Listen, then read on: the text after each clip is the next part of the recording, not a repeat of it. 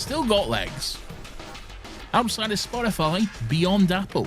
Doing stupid little riffs and barely talking about the Hooniverse. Ooh, you saucy the boy. 21st century is when everything changes. The 21st and century. are not ready. Ooh. I hated that. Don't ever breathe in like that, like you're about to do it. Hey, please. Are you doing it? Am I doing it? I don't know what's happening now.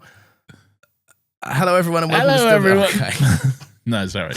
Hello, everyone. Welcome to Still Got Legs. We are a Doctor Who rewatch podcast, but we're not even covering Doctor Who right now. We're keeping it. We're throwing it all the way back to Torchwood. It's Torchwood time, baby. Nathan, what? You're shaking your head. Why don't you like it? I don't like it when you do that. You don't like it when I say words wrong, do you? No, I don't, because it's not anything. It's like it when you say Nathan James Bower. I don't like it. All right, just say the right thing. Okay. Sorry, Nathan James Bower. I didn't mean to offend you. I apologise. Listen, right? How's everyone doing? How's everyone keeping it? Nathan, how are you keeping it? More importantly, I'm keeping it 100 bitches Nice, because nice. I don't have a cough or a cold or some stupid shit when we've had literally the hottest summer on record ever. Yeah. Our country is literally on fire. We are dying in a drought, and this cunt's got a cold. It's not a cold, brother. It's not What a cold. is wrong with you? It's not a cold. It's a cough, and it's a sore throat. Cold. You're drinking a hot honey lemsip right now. That's mostly for me, just to warm my little tootsies when I record, Nathan. You know I like to keep it warm and snug. Come on now. Are you gonna besmirch a man for keeping it 100% snug up in this? During the hottest summer on record, I think so. Yes. Oh, you yeah. have to utilize Right, no, this don't cough call button. attention to it every time. Yes, I'm muted to cough. I care about the audience experience. Wow, I care about the audience experience. I hired a gas engineer to turn off a button. That's got to be done, isn't it? To be fair, how are you enjoying life in a beep-free world? Pretty cool. I got used to it. No, do I fuck? Why would I miss it? It was horrible. Do you hear like phantom beeps? I do sometimes. Yeah. I hear them in my dreams. Sometimes in my sleep, I hear a beep occasionally. I have nightmares about the beep returning. I'm picturing you waking up in a hot sweat. The beeping has carried on. I often do wake up in a hot sweat again because it's the hottest summer on record ever. It's way too hot. I had to climate change. Yeah, it's real. Sounds pretty foolish if you ask me. I always have a sad moment just before we record these podcasts where I walk over to my big double windows and I just sadly pull them shut because the noise of the street would also interrupt the audience experience. 100%. We suffer for our art, and this is high art. This is high art. Yeah, if I want to be buried with anything, it's all some 200 episodes or whatever we've done have Still Got Legs, I think. 188 as of this recording, not including bonus episodes. Oh my God. Do you reckon that would be a good transition point for you to tell us what episode we're doing today? Or No, not even a little bit. Fair enough. But I will, because I can't think of anything else. Okay. Lawrence, this we can talk about another series... show if you like Teenage Mutant Ninja Turtles. No, shut up. Right. I've never watched Teenage Mutant Ninja Turtles. I was never a Teenage Mutant Ninja Turtles kid. You've fallen for my trap. Still Got Legs. This is Series 1, Episode 13, written by the man, the myth, the legend, Chris Chibi Chibnall, directed by Ashley Way. This is End of Days, because it's the finale of Series 1 of Torchwood. So it's the end of Torchwood's days for this series. It's the end of Torchwood's days for this series and our Torchwood days for the time being. Yes. Because we're fucking off from Torchwood a little bit after this, going into SJA. SJA, we'll talk more about that later. We will indeed. Nathan, what do you make of the end of days? This episode. Oh, Lawrence, the end of days, the end of my fucking patience. Oh no. No, it's fine. Okay. It's fine if a little underwhelming, okay? Okay, yeah. A little bit lame, okay? Certain things happened and I literally just went lame at my TV, okay? Because they were. It's fine. There's some interesting character moments and progression throughout the episode, but then there's some very not uninteresting character moments, but like character moments I can't even say character moments that I don't like. It's It's the lack of character moments. Like I feel like there should be stuff that happens in this episode specifically that does not. Okay. Yes. There's key things that need to be discussed that are not discussed, and as far as I'm aware, are never discussed again. Okay. Oh shit. Okay. So it's quite frustrating because of that. But it's fine. It's disappointing as a finale, I think. Yeah. Yeah. I'm in mostly the same boat. I thought it was one The of them. same boat. The same boat. Which Nathan. boat is that, Lawrence? The HMS Lawrence Good Time Party boat. The HMS? Yeah. You're in His Majesty's service? He commandeered my vessel. Wow. He wanted to do illegal antics on it. I said no, but I kept the branding. Well, I don't know. You know what the royal family are like. Yeah. Pedos. Yeah. Do I have to say allegedly? I think it's well documented. Factually is. Yeah. So, yeah. And also, well, to be safe, yeah, probably. Allegedly, then. You could argue that specific person is not a member of the royal family anymore because he has forcibly given up his titles. Yeah. Not the money, though. Not the money. Nope. Yeah. Never given up that. We do refer to him as Andrew Mountbatten Windsor now, who is I refer to him as a filthy nonce. Yeah. A nonce, yes. Anyway, yeah, I was kind of in the same But boat he doesn't as you. sweat, Lawrence. He went to Pizza Express and he never sweats. And he took so that it's picture. fine. No, someone took that picture of him in a car, being like, "Ooh." No, that's a different guy. No. There's like a genre of them. Philip really? got a picture like that. But Yeah. Philip was the OG. Oh no, yes, yeah, I know what you're talking about now. Yeah, you're 100% right. Yeah.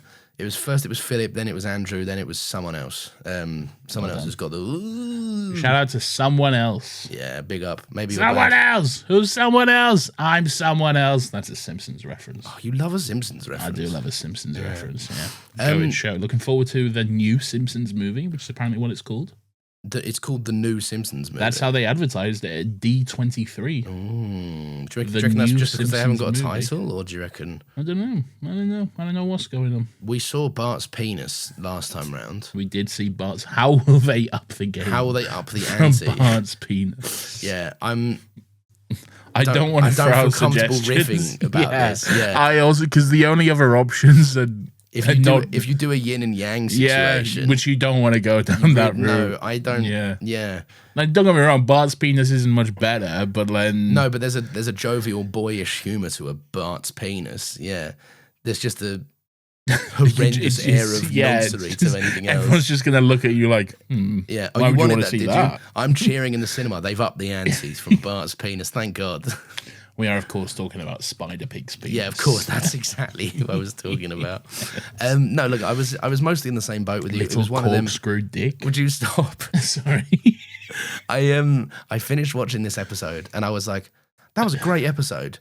And then I thought about all the things that weren't in it that should have been in it. Yeah. And I was like, you finished this episode and thought that was a great episode? No, I finished this episode and I enjoyed it sans the last 10-ish minutes because I was like, lame, yeah, basically. Looks bad. I can forgive something looking bad if it's awesome, and it was not awesome. It was not awesome. And I was like, I kind of wanted to see what Billis, the nude photographer, would have done without this thing. Hello, have you seen my nude photograph?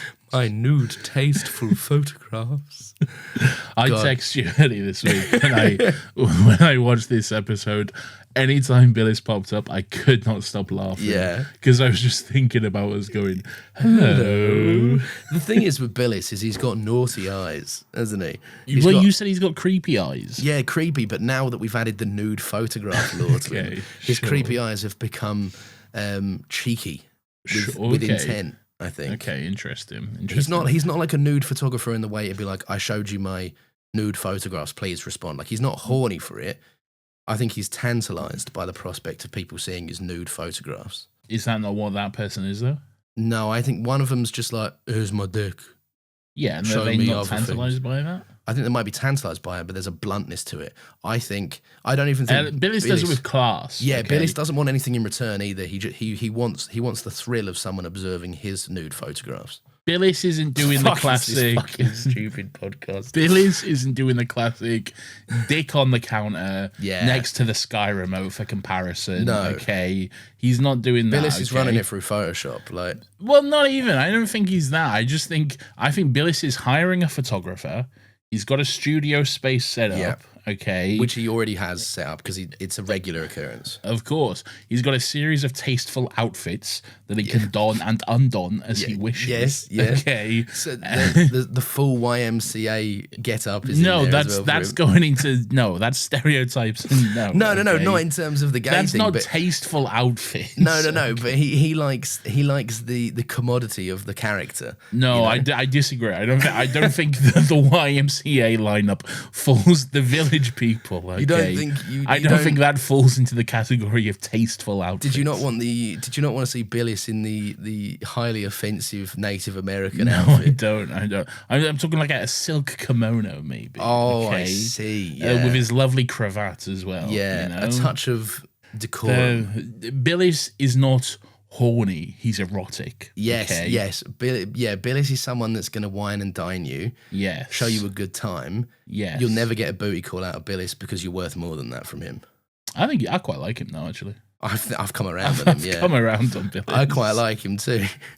Good on him. He should have been in more of this episode. Yeah, no, I just think there's some interesting concepts at play here, but there was definitely some stuff Name missing. one of them. We'll get to the stuff that's missing. There's an anticlimactic nature to the ending. Ooh, anticlimactic. What it's- about Uncle Climb? What? Anticlimactic. Anticlimactic. Uncle Climax. Uncle Climax. Yeah, sure. That's Billis's nickname. Yeah, Uncle that's what they call him. Climax. That's what they call it. Anyway, yeah, it was fine. It did the job, didn't it? Unfortunately, I wish I could be saying more good things, but it was kind of a middling episode, if we're honest. Yeah. Some interesting Kinda was. concepts at play, but they didn't Kinda. really do much with them. Kind of disappointing as a finale, and then Yeah. also you have the ending tease of the episode, which I don't know. I couldn't help but be a bit cynical about it in the sense that it's I kind of a liked it. shame that we're kind of just been like, remember that other show? Remember the other show? I can see why you would think that. I did go and watch the first 10 minutes of Utopia after Yeah. this. And by the way, yes, I am going to be pedantic. And Okay. I am going to discuss Some the differences. Some differences. Yes, okay, fair Okay. enough. But I liked it. There's some interesting. Look, we'll get to the ending when we get to the ending. All right. Sure. Where do Okay. let's enough of the ending business, Nathan. Where do we begin? Well, let's begin at the beginning. I like the that. last episode. Oh, It's the Gwen's in bed with Reese, and it's all bloody happy, all happy hunky-dory, romance. You isn't know, it? Yeah. they're all kissing, they're having a good time. Reese is getting out of bed, showing off his lovely, luscious little cheeks. I'm not being funny. I really Yeah. wasn't expecting it, and I wasn't asking for it. But I'm so thankful we got it again. Reese's bare buttocks yet again. It's twice now. I was going to say, when we went into this series of Torchwood, was you aware we'd get so much naked Reese content? I wasn't, and what I quite like about the What a naked treat. Reese content, definitely a treat. Yeah. The thing I really like about it is how they've kind of done the cartoon character thing of placing various items in front of his dick, Yeah. which is really funny. Yeah. Like they've kind of Bart's penis there, haven't they? In a way. Well, the anti-Bart's penis, really. Well, you know, because Bart has that brief moment where he's like, well, I guess this hedge has a hole in it, and here's my Yeah. penis. But everything else is like, he's tastefully covered up. He's been taking notes out of Billis's book. Why does that hedge have a hole right through the middle of it? I think And someone's how's been it cutting staying up? Someone's been cutting it wrong, maybe. I don't know. But it's like the top is just floating then, surely, isn't Nathan, it's because they wanted to show you his dick. it? I know they wanted to show me Bart's penis. But how are they going to up the ante? We can't discuss it. I wish I we told knew. you, Spider Pig's corkscrew. Oh, yeah, his dick. corkscrew cock. Anyway, Gwen is staring at Reese. He's like, knock it off, mate. Yeah. I want a cup of tea. No, Gwen's like, I want a cup of tea. Mm. And Reese is like, I'll get you a cup of tea if you do this diagram of sex that I'm going to draw for you or whatever. Yeah. And she's like, all right, then show us your ass. And he's like, get a load of this. And then he does a little I slappy will, dance. I will just say, for anyone who's not watched the episode, it is a lot more passionate and romantic and fun than how Lawrence is I'll get you a describing tea it. if you do this crazy diagram sex on me right now. Yeah, it's quite jovial and fun in the moment. Yeah. Okay, I don't think Lawrence is quite capturing the tone correctly, but it's a nice moment, I think. And you know what? Good on Kai Owen, okay, for having the confidence to get his kit off so much, you know. Getting his kit off. Bro's on set with his arse out all the time, man. Yeah, you know, full arse out, but also full penis out, probably. full penis. Well, probably had a little sock over. Little it or sock, something. yeah, little sock on the dick. You know? Little sock. Big sock on the dick. Big sock. As an appropriately sized sock for an Yeah. appropriately sized man. I 100% agree. I'll tell you this though, right? I expected Reese is a broad chap. Yeah. So when we see him later on, and not to comment too much on it, right? I thought he'd be a bit more tubbier than he is, but he's quite fucking stacked. He's got the illusion. He's a Hollywood fat, isn't he? Yeah, he's a Mark Addy in the 90s. Yeah, fat. exactly. Not a Mark Addy in Game of Thrones, who actually is fat. He's actually fat now. Yeah, but like he's Gods, I was fat. You got fat. He's what we call Hollywood fat, which is just a little bit overweight, you know, which is not fat at all, just a little bit. He doesn't have chiseled abs, basically. Yeah. And a little bit of a belly. He's got enormous shoulders, and he does have pecs, but he doesn't go to the gym all that much. So they're just kind of muscly boobs. Muscly breasts. Yeah. Yeah. Anyway, good on him. I thought Good on him. that's He's a trim beautiful, I fella. think. Yeah. Yeah. It's good. I'd kill for that, buddy. Yeah, mate. I'd be like, come on, Reese, let's have a bit of that. But yeah, no, I like the slap. Did you like the little slappy bum dance he does? I did love his slappy bum dance. While he's doing his slappy bum dance, though, Gwen gets a call from Jack, and he's like, "Watch the news," because of course this is 2006, and they can't just text each other or whatever. Yeah. Well, they can, but they can't just like you know what I mean. Yeah. They're not getting Apple News alerts to their phone, are they?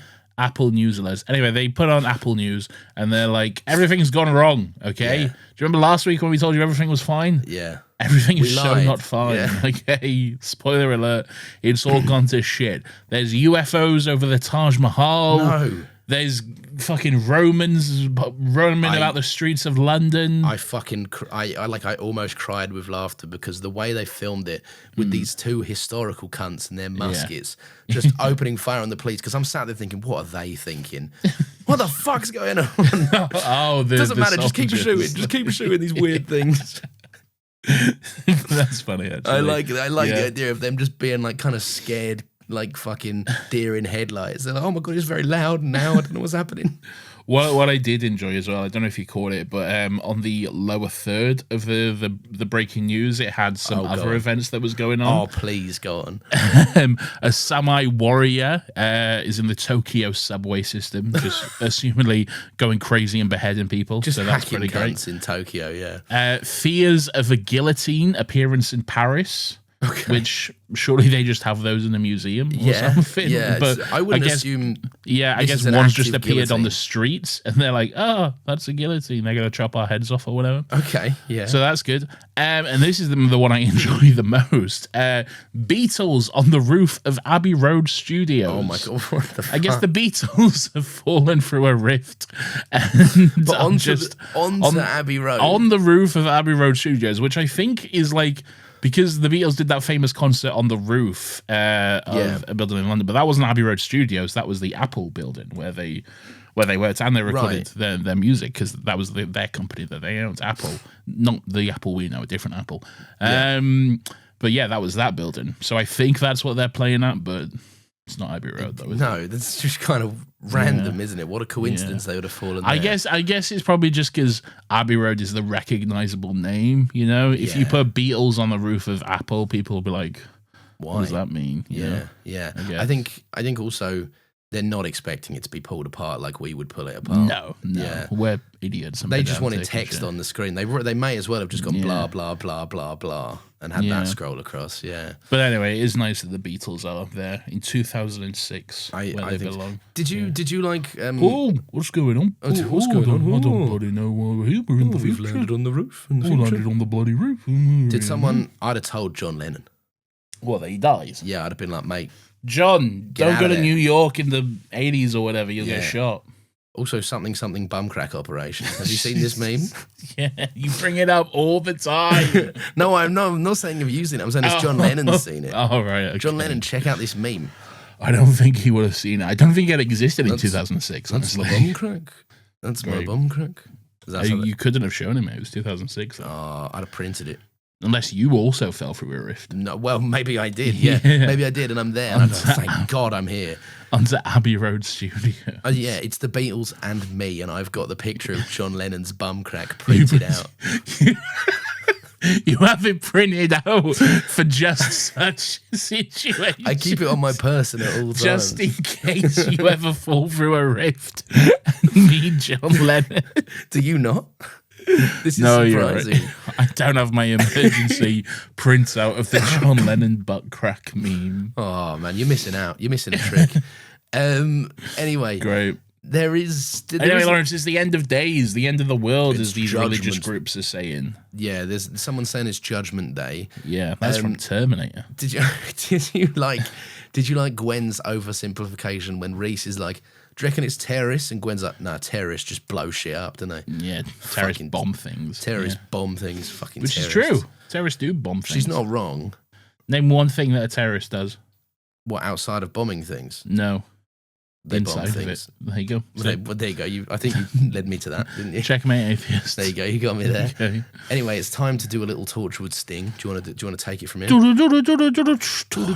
Oh, by the way, 100% notice what you were talking about with the shaky cam scene in the intro. By the way, it's really noticeable. it's when they isn't it? walk into that room with their guns out, isn't it? Yeah, Jack storms in and he's like, Yeah. and it's like, Yeah, yeah, it's the Star Trek effect of just shake the camera. Yeah, yeah. Well, not even. It's probably just added in post. Isn't It's it? definitely just like an Just kind post of, camera wobble. yeah, camera wobble Yeah. .mov or some shit. Love that. Love camera wobble.mov. Yeah. That's beautiful It's though. not even the right format for a fucking plug. Anyway, Once again, though, they are making that intro sequence a previously on now as well, which Yes. I say nay. I'm not a fan of this. I don't like it because it No. throws off the music. Yeah, And throws also, off the vibe. I just found the information they chose to share with us really needless. Pointless. Yeah, because there's one thing where he's like, I've opened the rift and it's all gone wrong.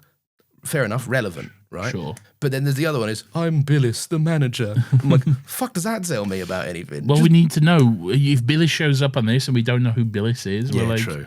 We need to know who Billis is and that Well, he's the manager. If you're going to tell me anything about Billis, tell me his storied past of nude photography. I'm Billis. Would you I'm like to Billis. see my photograph? Here's my tasteful nude photograph. He doesn't even sound like No, he this. doesn't. We've completely crafted a new character from Billis. Hello. It's me. I'm not even sure if this voice is Billis. consistent with his voice last It's week not. either. I think it is, but Okay. it's not consistent with the show in any way whatsoever. Okay, that's all right then. Anyway, beautiful stuff. We're in the hub. We're in the Torchwood hub. Oh, get yourself to the hub, boys. Is it the hub? Yeah, it is. Yeah, the hub. we're in the hub. Yeah, we're hubbing out. We're hubbing out. We're hub maxing right now. As we speak. Stop! No, don't look at this. Anyway, it's all going to shit. They're like, hey, Yeah. it's all going to shit. So Jack's been taking calls from UNIT, from the CIA, from other important people probably, and then they're like, well, this is all bad. And then Yanto's like, hey, something Abingdon, Dark Lord who wants to kill and eat death or whatever. Yeah. Remember Right. that. That's the thing for later. I thought that was funny because then Jack's it is interrupted immediately by Jack being like, "Shut the fuck up with that shit, Yanto. That's nothing. You're an idiot. You're all silly. You Yeah. believe anything that you want to believe. or Oh, whatever. Owen, the hand machine, the doctor's hand machine. Owen's like, this is up on the blink or whatever. I don't know why. The hand machine. No, make well, hands? Owen's hand machine. That could be referring to other things. Oh no, that's not what I was getting at. Oh, what were you getting at? It's not a machine. It's just a hand. Well, yeah. The hand, like you use, like it makes the doctor's hands. It I does. guess. Oh yeah. Well, like he grows more in his little hand machine. Which I guess he does. He does grow more of himself out of it, but Yeah. Oh, that's true. Actually, yeah. that's a different thing. If anything, it's an everything but a hand machine because the hand's Yeah. already there. It's the one piece you need. Sick. Anyway, yeah, Tosh is like, yeah, mate, it all leads back to here, right? So if there was any doubts about this, right, it's 100% us. We've fucked everything up here. Well, more specifically, Owen. And Jack's definitely going to tell him as much, kind of repeatedly yeah. throughout the episode. Yeah. Gwen's having none of this, but I like this scene. Well, when Jack and Owen have a little bit of a square off, a face off. Yeah, I think in the nicest way possible, Owen, this episode does bring him down a few pegs, and it's about fucking time for the most part, I think. Yeah. Like, you can't be running around crying like a cunt all day about Diane, mate. You like, get over it firstly. Agreed. Yes, agreed. But also, I do think Owen has a bit of a point in that, like, Jack's like, you son of a bitch, you're stupid. And he's like, you'd be fucking still in World War II if it wasn't for me, cunt. There is a point there. And I did like the thing that Jack is never like, you should have left me there, because he knows that he shouldn't have. Yeah. But he's also a little bit hypocritical because he's like, but I don't know how you would have got me back. So yeah, I guess. And I think Jack would have done the same thing if he was in his position. Jack would have done, but I feel like he would have been better prepared for what was going to come out. Although maybe not, because he's as useless as a fucking chocolate teapot in this for the most part. Well, he doesn't know what's going on, does he? Yeah, he hasn't got a scoop. So yeah. But I do like it that Jack's like, listen, mate. Right, Owen's angry at Jack. Jack's angry, and Jack reveals his plan is like, we're going to round them up, put them in the cells, and then fuck knows from there. We'll figure it out. The Weevil special. We'll give him the Weevil classic. And then is this when Owen gives him the pushback? Yeah. Owen gives him a pushback. They have a little bit of a ding dong, and then Owen kind of like storms off, and Gwen has a bit of a pop at Jack as well. And then she's like, hey, all your staff have feelings, cunt, even Owen. And then Jack's like, yeah, well, you would know about that, wouldn't you? Yeah. You harlot. This is the thing with Torchwood. He's so obsessed with sex where other people aren't. Like, in this scenario, a boss has told Owen off, a grown man, his second in command, no less, told him off. So really, a boss has told Gwen's other boss to stop it and not be an idiot. I wouldn't take umbrage with the other boss. I wouldn't personally say he's Gwen's other boss, but that adds not a nice element to their relationship. I just think he has seniority. Right, I see. Yeah. So yeah, basically Jack's gone, Owen, you're a grown man. Your actions have consequences. Yeah. And then Jack and then Gwen's like, none of this. Don't tell Owen he's wrong when he was objectively wrong. Yeah. And then Jack, for some reason, isn't like, he's a grown man, Gwen, and I'm allowed to talk to him how I want to because he has fucked up loads of things and got people killed. Jack is instead like, yeah, well, you have sex with him. Yeah. So I don't care what you think. Well, he's a little broken-eyed because he wanted to have sex with it, didn't he? Oh, that is true. Yeah, because they had that shooty scene and everything. Yeah. That was sexy. I think he's upset that he didn't get to have sex with Gwen. Yeah, he's like, you would know if you're having sex with Owen. Are you still having sex with Owen? Yeah. If you're not, what about me? Do you have sex with me? Yeah, I'll have sex with you, Gwen. Yeah. Because like, not the time. What the fuck are you talking about? Jack, there's loads of people. Yeah, we'll do about the riff later. Do you want to have sex? Leave it off. Come on, we'll talk about it later. Anyway, it's all interrupted because Gwen gets a bloody phone call saved by the bell. Am I right? Am I right? And who's on the other line but my king, Andy? I was just thinking last week we haven't seen a bit of Andy in a hot minute. Yeah, love it when a bit of Andy shows up. Yeah. He didn't know who to call, Ghostbusters. So what he did was he called Gwen because there's some sort of Roman soldier who just killed 2 blokes in Penarth. Yeah. And so they arrested him, and he's fucking shouting in Latin and shit in the cells and stuff. So that's pretty sick. I found this really funny. This is very funny. Also, why is he green screen in the cell? Is he green screen? Yeah, he's like... If he's not green screen, he's like comped in a bizarre way. He doesn't look real. And then I thought, here's the moment. They'll show Jack having a fight with him if he's not a green screen man. They didn't. And then they didn't. They opened it and they were like, Jack's in there. Whoa, kerfuffles happened, but it's all off Maybe, for whatever reason, they just couldn't get this shot. They only got the shot of him in the Torchwood cells later. So they just had to comp him out of that and put him in here. That makes a lot of sense. Yeah. Yeah. Did you? I don't know if you're an X-Files fanatic, like I'm not, but I am not. No, I know of the X-Files. Yeah, and actually this week I've been toying with the idea of adding an X-Files theme button to my soundboard. Otherwise known for you young'uns as the Illuminati confirmed meme sound. Sure. Yeah. Yeah. Pretty good. I have not seen anything from the X-Files other than several episodes that I've had to edit footage of. Okay. But like I've seen a few full episodes because I've had to watch them and then do a video on them for someone at work. Here's my understanding of the X-Files from someone who has not seen the X-Files. Okay. Mulder and Scully. Yeah. I believe they are. And one of them, Mulder, or maybe Scully. Yeah. One of the guy is like, it's aliens. It's always aliens. Yeah. And then the other one is like, Oh, Mulder or Scully. Yeah. It's not aliens, despite the last several encounters they have had Mostly being aliens, yeah. undeniably aliens. That's kind of what I like about it, because from episode to episode, you're just never sure if you're going to get like you know the countryside episode of Torchwood, Countryside, where it was where it was just with the guy from Game of Thrones. with the guy from Game of Thrones, Sir Alistair Thorne. Yeah, Very, very fun. Sure. You never know in the X-Files if it's going to be just a normal explanation for something, or if it's an alien that's been sent from hell or some shit. sure. It's always overcomplicated or completely simple in the best way. Is this related to Torchwood in any way? No, just because they literally said Mulder and Scully. And Is that what they said? Oh, okay. Well, there we go. That's good. That's good stuff. I know there was an episode of The Simpsons once. Oh, really? Yeah. You love The Simpsons. Do you know what else was in The Simpsons once? Bart's little penis. Yeah. But how are they going to up the ante? It was technically it wasn't in The Simpsons. It was in The Simpsons movie. Yeah, it was in The Simpsons movie. And everyone loved that scene where Homer's like, what way shall I go? And the woman with weighty breasts is like, I'll swing them in the direction you should go. Oh, yeah. It's kind of weird, wasn't it? Yeah. Lots of stuff is weird in that. But I remember crying when Marge erased Homer's wedding video with her.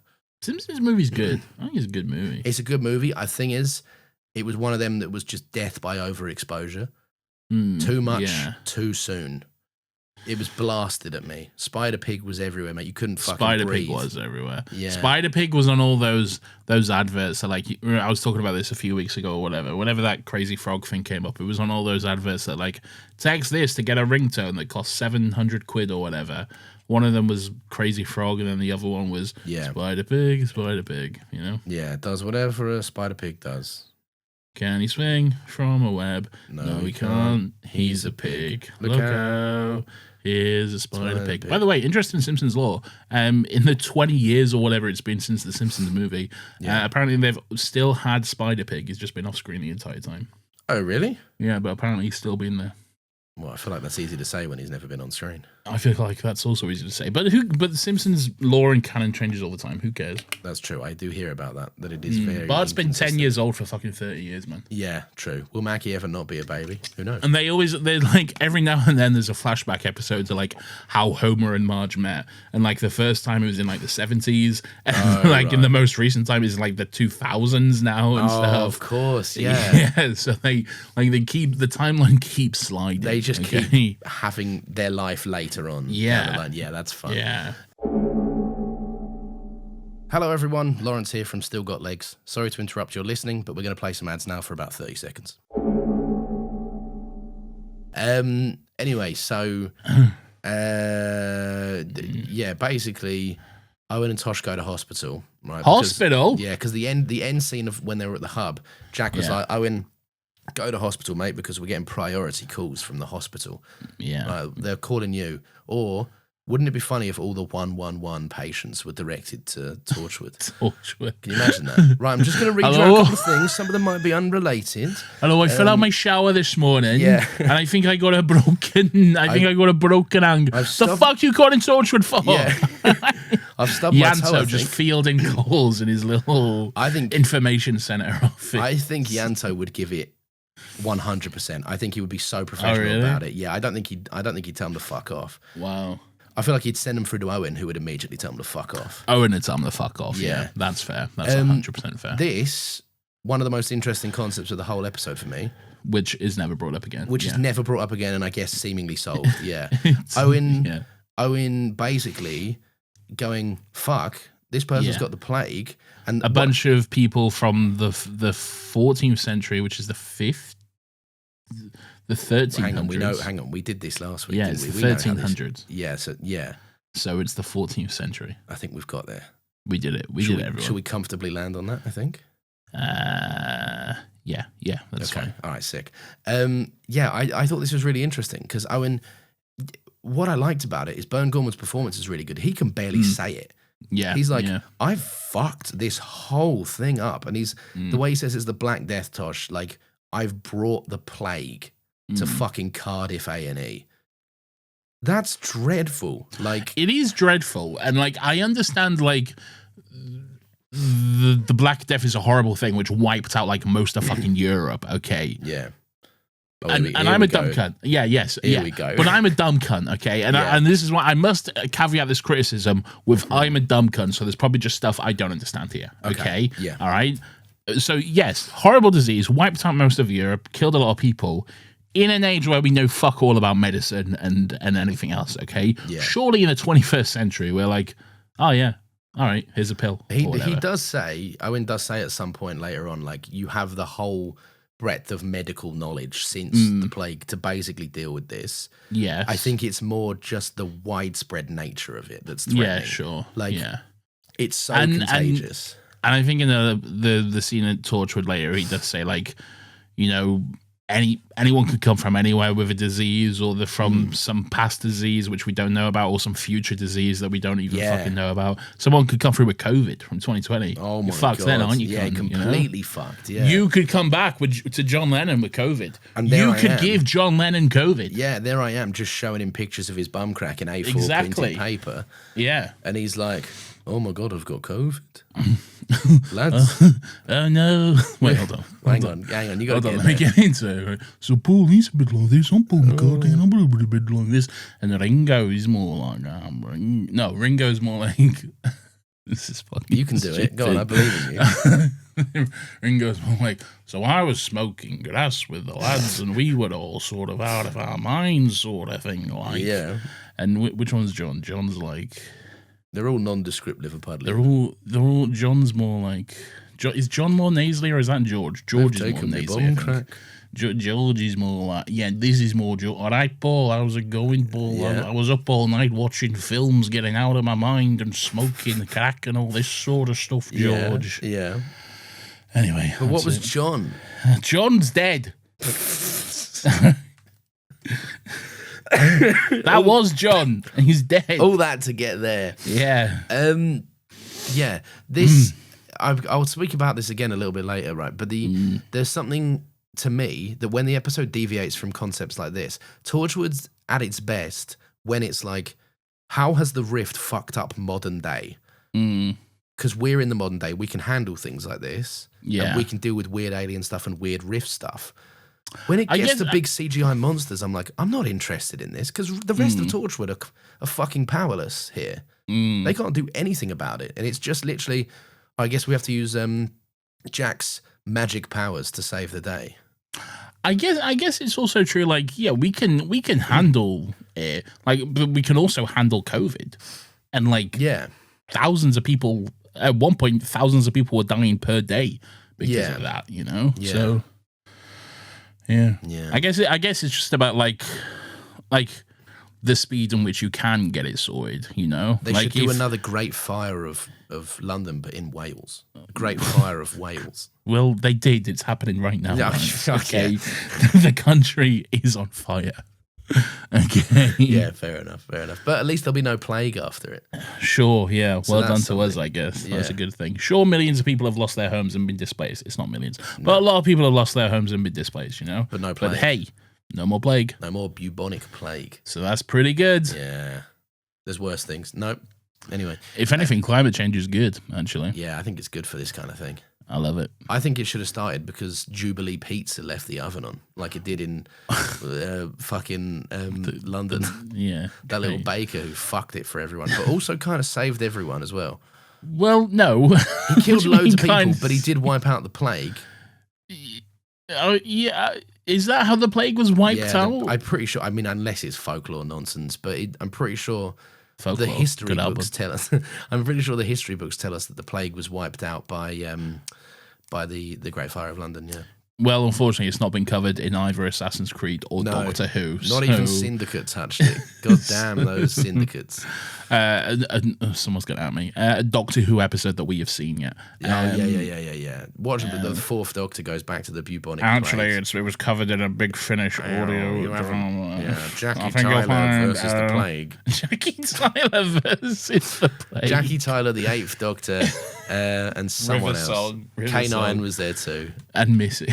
And Missy was there. She caused the plague. Missy was the baker the whole time. And Jackie was like, fucking hell. What did I fucking say? What did I fucking say? Oh, there you go. They covered the Great Fire of London in Classic Who, by the you way. had your pants down there, mate. Fucking Come on, man. We've called your nonsense. Come on, Come this on, is outrageous. mate. Come on. I've been Yeah, man. I want to go to bed. Yeah, man. So yeah, basically, Owen's like, I'm shouting at you now, hospital man, because he's like, what are you gonna do, Torchwood? Why are you leaving? This is all your fault or whatever. And Owen's like, I'm shouting at you. It's nothing to do with you. It's not your fault actually, but I'm gonna yell at you that you need to be prepared, mate, because we've got bigger fish to fry. We've got to go stand and look at Jack as he defeats the threat. Do you think he should sing "Be Prepared" from The Lion King at that point? How does it go again? How you sing it is depending on my answer of whether they should sing it. There's the bit which I can't remember, but it's like a good bit. I think can you know sing the the bit. "Be prepared," but there's like a fun little bit which I can't quite remember. Do you know the bit, or are you just scared to sing the bit? No, it's not that. Why would I be scared to sing? I didn't the know bit? if you were conscious of your voice. Oh, what the I fuck? don't know, you might have been. What the fuck do you mean? I think you might. I don't know. You might have had not the best singing voice. What the fuck is this? I think you might be shy of your singing voice. What? You might be. Okay, bitch. Or you might be. I don't know. Just What look, is this? This is so unlike you. I'm an incredibly talented singer. Do you know what and I this think if is? you This is like that meme that's like when you ask someone, "Hey, what would you change about yourself apart from the obvious?" Yeah. You know. Yeah, I'm that's like, good. what the fuck do you mean? Well, you don't. Look, I've heard you sing sometimes, and it's what I like about it is that you always give it a go. Shut the fuck up, dude. Anyway, Owen's like, I'm off, see you later, but Toast is... Toast? Fucking hell. Tosh is like, hang on a minute. I didn't realise what you meant by toaster first. Toast. I don't know where I got Toast from. What was I mixing with? Probably the first two letters. Yeah, but like, what was this? Where did the... Anyway. I know exactly where. I've read the rest of my note. Tosh sees her ghost mum. So I've read the ghost, Tosh, toast. Tosh ghost toast. I didn't Tosh understand this mum thing. All right, She's like, I'm your mum. because her mum's here. She's like, Yeah, "I'm your mum.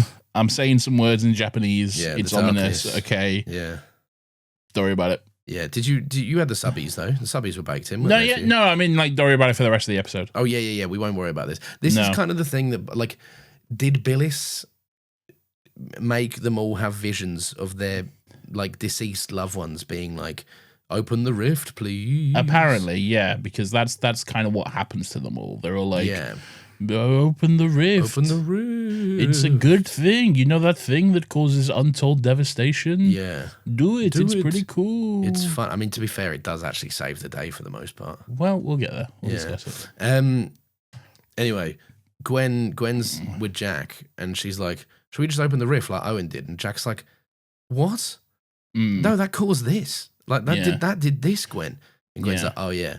And then fucking Billis is in a little cell because they're still at the police station. Yeah. And Billis is in a cell, and he's like, "I'm sorry. Hello. I'm very sorry, but Have you seen my photograph? I'm sorry to disturb you, Gwen, but I've got a photograph for you to see." I'm sorry, I didn't bring my photographs this time. Do you know what's sad? I was so What? excited for this that my note reads, "So sorry" through his. He says "so sorry" through his mind, and then I put in brackets, "make a joke about nude photographs." That's how sad these notes can be. The best joke on a podcast is a pre-planned one. I Yeah, reckon. it has to be. Yeah, Always goes down a tree. it does. you know? I think so. Yeah. Anyway, Yanto brings a weevil into the Torchwood cells. Yeah. And then Yanto's like, "We're going to need more cells, mate. We've run out of cells." They should have got Owen, the king of the weevils, to bring Corral down. them all into one. Yeah, to hiss them all into Yeah, submission. I think Owen should have come in, hissed at them, and it would have herded them all into one cell. Yeah. Oh, sorry, Owen. Sorry. But yeah, and then this is kind of a nothing conversation, and I feel like was supposed to maybe hint at something that doesn't really become relevant because Yanto's like, "We've run out of cells," and Jack goes, "Use the secret cells," and Yanto's like, "The secret cells? I've never done that since I've been at Torchwood," and Jack's like, "Do it. Now's the time." Sure. And then I was like, "Oh, maybe the secret cells is going to be like they're derelict and unused, so that's a way that Billis can sneak into the Torchwood hub." Like, no, it turns out the cunt just fucking appears. Yeah. He's just a ghost, isn't he? He just pops up. Hello, I'm Billis and I'm in Torchwood. Hello. Yeah, but anyway. No, it doesn't really matter. No. But they do. Apparently, there's 9 levels of cells, presumably the same, just set all the time. Yeah. Oh, yeah. 100%. Yeah. But yeah, there's 9 levels of them, of those 3 cells. Yeah. So that's pretty cool. Did Owen go up to each cell in all 9 floors to hiss? I guess so. Yeah. Because all the Weevils know him. He had to let them all know. Yeah. Or maybe he did the one Weevil and it telepathically was like, Owen's top dog now, boys. Yeah, we all got to love and respect Owen. You should have seen this crazy hiss he just did at me. He was pretty crazy. Shit was fucking crazy, to be honest. I'm pretty sharp about it, boys. I will say, Yanto's not fucking scared of the Weevils though. He's coming in. He's competent. Like, yeah. I'll fucking deck you, cunt. You know, like one of them gives him a bit of guff, and he's like, I'll fucking fuck you up. None of this in the cell with you, fella. He hasn't even got Owen's super hiss as well. So. Yeah, maybe Yanto's the true king of the Weevils. Yeah, but I think that's the true alpha, isn't it? The one that doesn't need to show their alpha status. Yeah, exactly. Yeah, Owen's a Sigma. No, Sigma's a good thing. No, I don't know. Owen's the beta. Owen's the beta, but isn't beta like the worst one? Oh, so Beta's Owen is semi-competent though, isn't he? With the Weevil? I think I always thought the beta was like the discarded one. Like beta's the one who was shunned from the pack. You know. Oh, I don't know. The one who the pack doesn't respect. I thought beta was like the one that hasn't got the minerals to be alpha, but is like semi on the way. Well, no, because that would be anyone who's not the beta. Anyone who's not the alpha. Yeah, I think the beta is the one. This is horrible. This is the stupidest thing we've ever said. No, it's we need to ask Andrew Tate so he can tell us. Let's ask Andrew. I am not gonna do it. I am not the beta. I'm in jail or something. Good on him. Well done, Andrew Tate. We put it in. Anyway, Yanto's like, I'll use the secret cells then, but first. My girlfriend Lisa's going to appear. Ooh, Lisa. Like, what if she was no longer a sexy cyberwoman, but just a sexy woman? I think she should have appeared in cyberwoman form. Me too. I think it's integral to the art of the story. Yeah, I think so. Does she appear in a sexy metal bikini? Yeah. Where's the eye candy? Where's the cyber bikini? That's what I want to see. She's like, open the rift or thousands will die. Yeah. Now, I don't know if Billis has thought this through, but thousands have died. Like already. Thousands? I think so, yeah. Thousands? I think so. Because you have to remember, this is going on in the Taj Mahal too. Like, it's global. Yeah, but there's just UFOs. Are the UFOs killing people? Well, maybe they're just chilling. Maybe they're just flying. Well, those cunts fucking offloading into the cops with their muskets. Yeah, muskets, man. They can kill one person an hour with a musket. To be honest, they're probably dead right after that. Try to go in on a mass shooting with a musket. It'd take you 4 days, man. Committed, though. You'd have to really mean it. Yeah. Founding fathers weren't anticipating that. Founding fathers, yeah. Oh, just update it. Wow, Lawrence. Yeah. Wow, that's their God-given right. Okay? Oh yeah, my mistake. Yeah, the right to have bears with arms. Yeah. Okay. How dare you? We got them, but we don't even do a piece of paper about it. You know? What do you mean we got them? We got some bears somewhere, haven't we? Probably in some bears aren't native to this country. They might not be native, but they might come over. I think there's probably a bear in like a zoo somewhere. Yeah, that's the ones I'm talking about. That's the ones I mean. No, you're talking about wild bears. I've seen Madagascar. I'm almost certain there are no wild bears in the UK. Maybe not wild bears. I think we'd fucking know about it. Right? Well, you might not. I'd know about it because I'm the alpha of the bears. I've beaten them all into submission, yeah. Sure. Yeah. All right. Isn't that a gay thing, to be a bear? Isn't that a gay thing? I thought it was. Yeah. I have to stress, I'm talking about the community of gay fellows. I'm not being like, oh, isn't that gay or whatever, you know? What do you mean? What are you asking about gay bears? Bears are large men who are homosexual, okay? Do they have to be homosexual to be a bear? Yes. Right. Because it's a term for gay men, Lawrence. Right. Oh, Jack fires Owen, finally. Finally? Yeah, I think Owen's been, to be honest, he's been a fucking loose cannon most of the season. All right, show you're working. Well, he's a prick, isn't he? He's just an absolute knob. Firstly, he's a prick, he sleeps all day. But so are you, and I still employ you. Yeah, that's true. You do actually. Yeah. Yeah. I think this is somewhat earned because Jack is like, we're not going to open the rift, and Owen's like, I think we should. Fuck you. I don't even know who you are, mate. I want nothing to do with you. And also, I am going to open the rift. And if you try and stop me, I'll have a fist fight with you. I think Jack's right to fire Owen. Do you not think?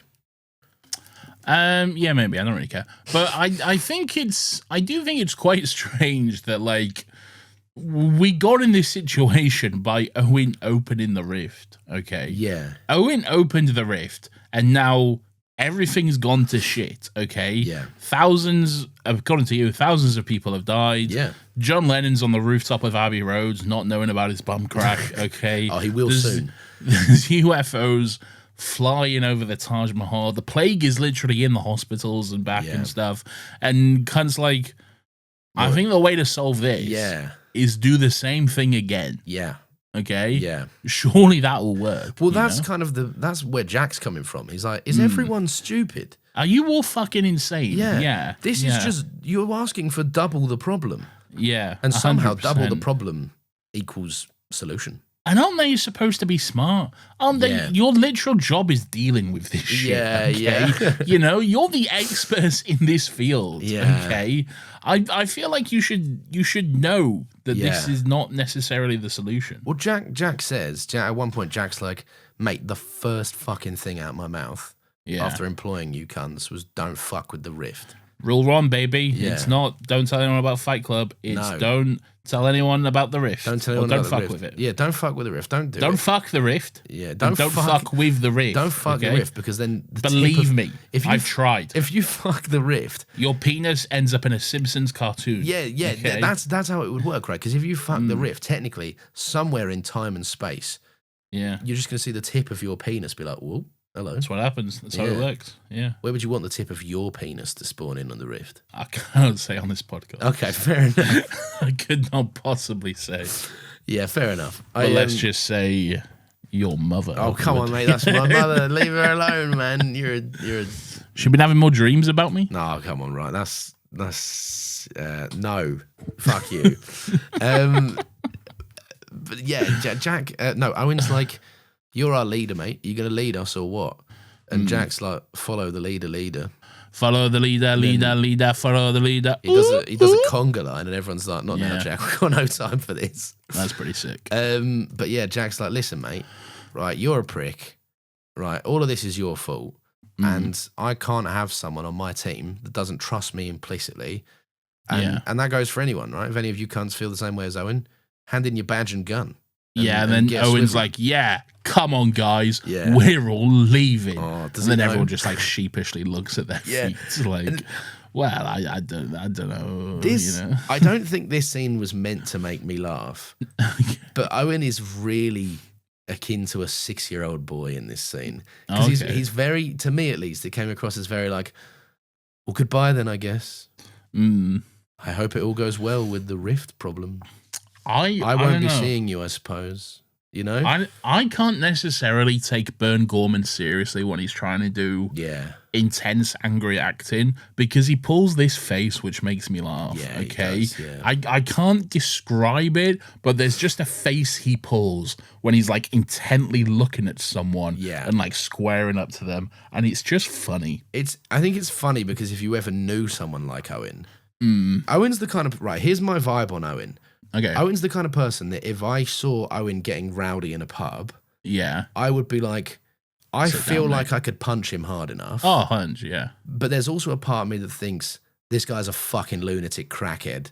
That if I punch him, he's going to get up with a switchblade and murder me.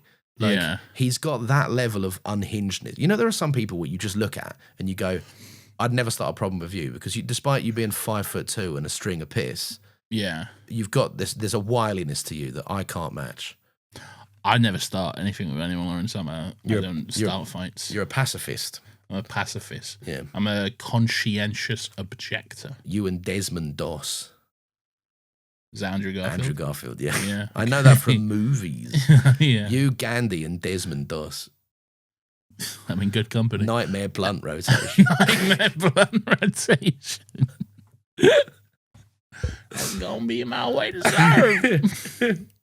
Oh, remember when that was the only impression you did for like 4 years? It was the two Spider-Men. It was that, and it was, hey, mate, there's this crazy car outside. Whoa. I can't do it right now because I know you can't. I was going to say you've lost it over the years. I've not lost it. Ask me next week. All right, we'll do it next week. All right, we'll see. Yeah, no, Andrew Garfield. I think I might be able to do the Andrew Garfield one when he's like, I'm going to hitch up my rucksack and go get my gun. It's going to be my way, sir. I think you're confusing two. You're confusing the Doctor Who Andrew Garfield quote. Oh, yeah. So I hit on my coat and I came up. So my mom said we can't afford to feed you no more, Frank or Fred or whatever the fuck my name is. I'm going to get my gun. I'm going to be in a Mel Gibson movie. Okay. Nothing problematic about that. No, it's fine. He's a good you guy, love Mel that Gibson. movie. Yeah, it's a good movie, to be fair, but Mel Gibson does suck ass. I don't think it is. You're stupid. You liked it, didn't you? No, Vince Vaughn's in it, and he's like, my legs are fucked. I didn't like it. The whole thing is like, hey, war's bad. Anyway, here's 2 hours of us glorifying war. Of his war, Isn't war fucking sick, dude? Remember when Andrew Garfield kicked that grenade? Oh, yeah, he did kick that grenade. He kicked that grenade. That is sick as fuck, though. Like a football, man. In fairness, if you kicked a grenade, yeah, that's rad and fucking awesome. Pretty fucking sick. Yeah, dude. pretty cool. You can't. I also liked it when Mel Gibson didn't let any of his inner beliefs show. When he was like, yeah. Those Japanese, they're a treacherous lot, aren't they? You know? It's pretty good. Yeah. It's pretty good stuff. Good on you, Mel Gibson. You've never said anything wrong. No. That's what I hear. A chill dude. A chill dude. Anyway, yeah, so he's like, all right then, guys, I guess I'll get retconned. It's fine by me. Bye-bye.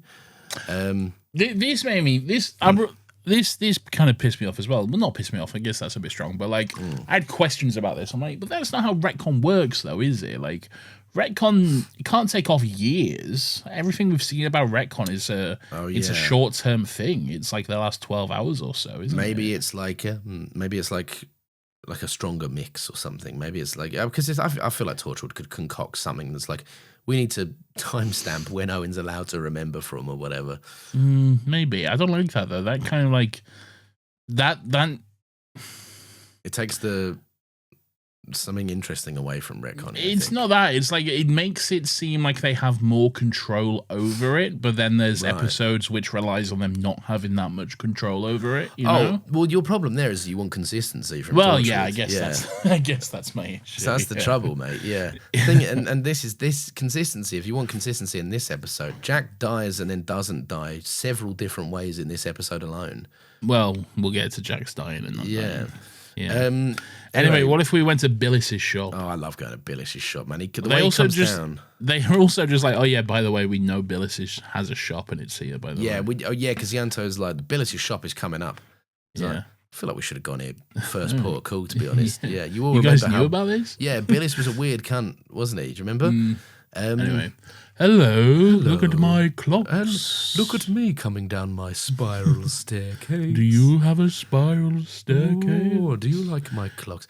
They're good for hiding photographs. You know, upstairs. You know that there is like one of his tasteful nude photographs. He's got the hands of a clock pointing down there. Oh, 100%. Yeah. And he's like, hello. Yeah. Ding dong goes my ding dong. And he's got one with a clock, just tastefully holding a clock in front of his penis as well. Yeah, that's the thing with Billis. That's what I really like about Billis. You never see his cock. No, he's teasing you. See it. Yeah, he's always teasing you. A hint of pubes, maybe. A hint, maybe the slightest hint of shaft. Yeah, You know how you can just sort of see the top of it sometimes, and you can get a sense of.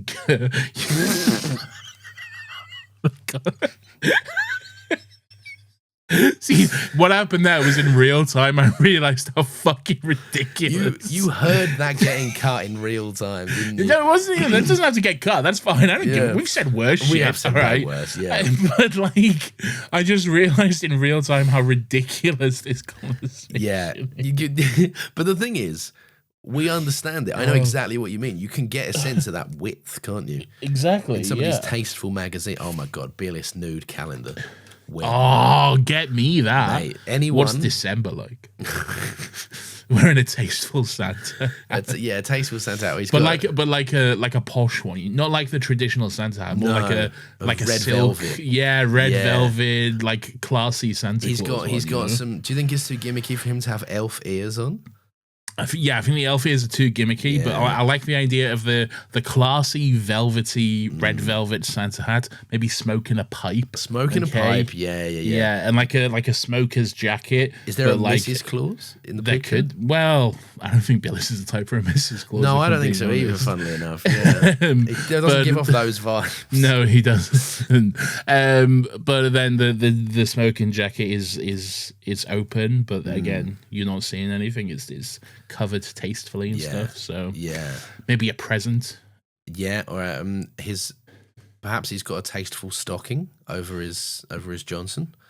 I feel like we have different ideas in the direction of this calendar. I want Billis to get commercial with it. I feel like you want to keep him in his heyday. I want the art.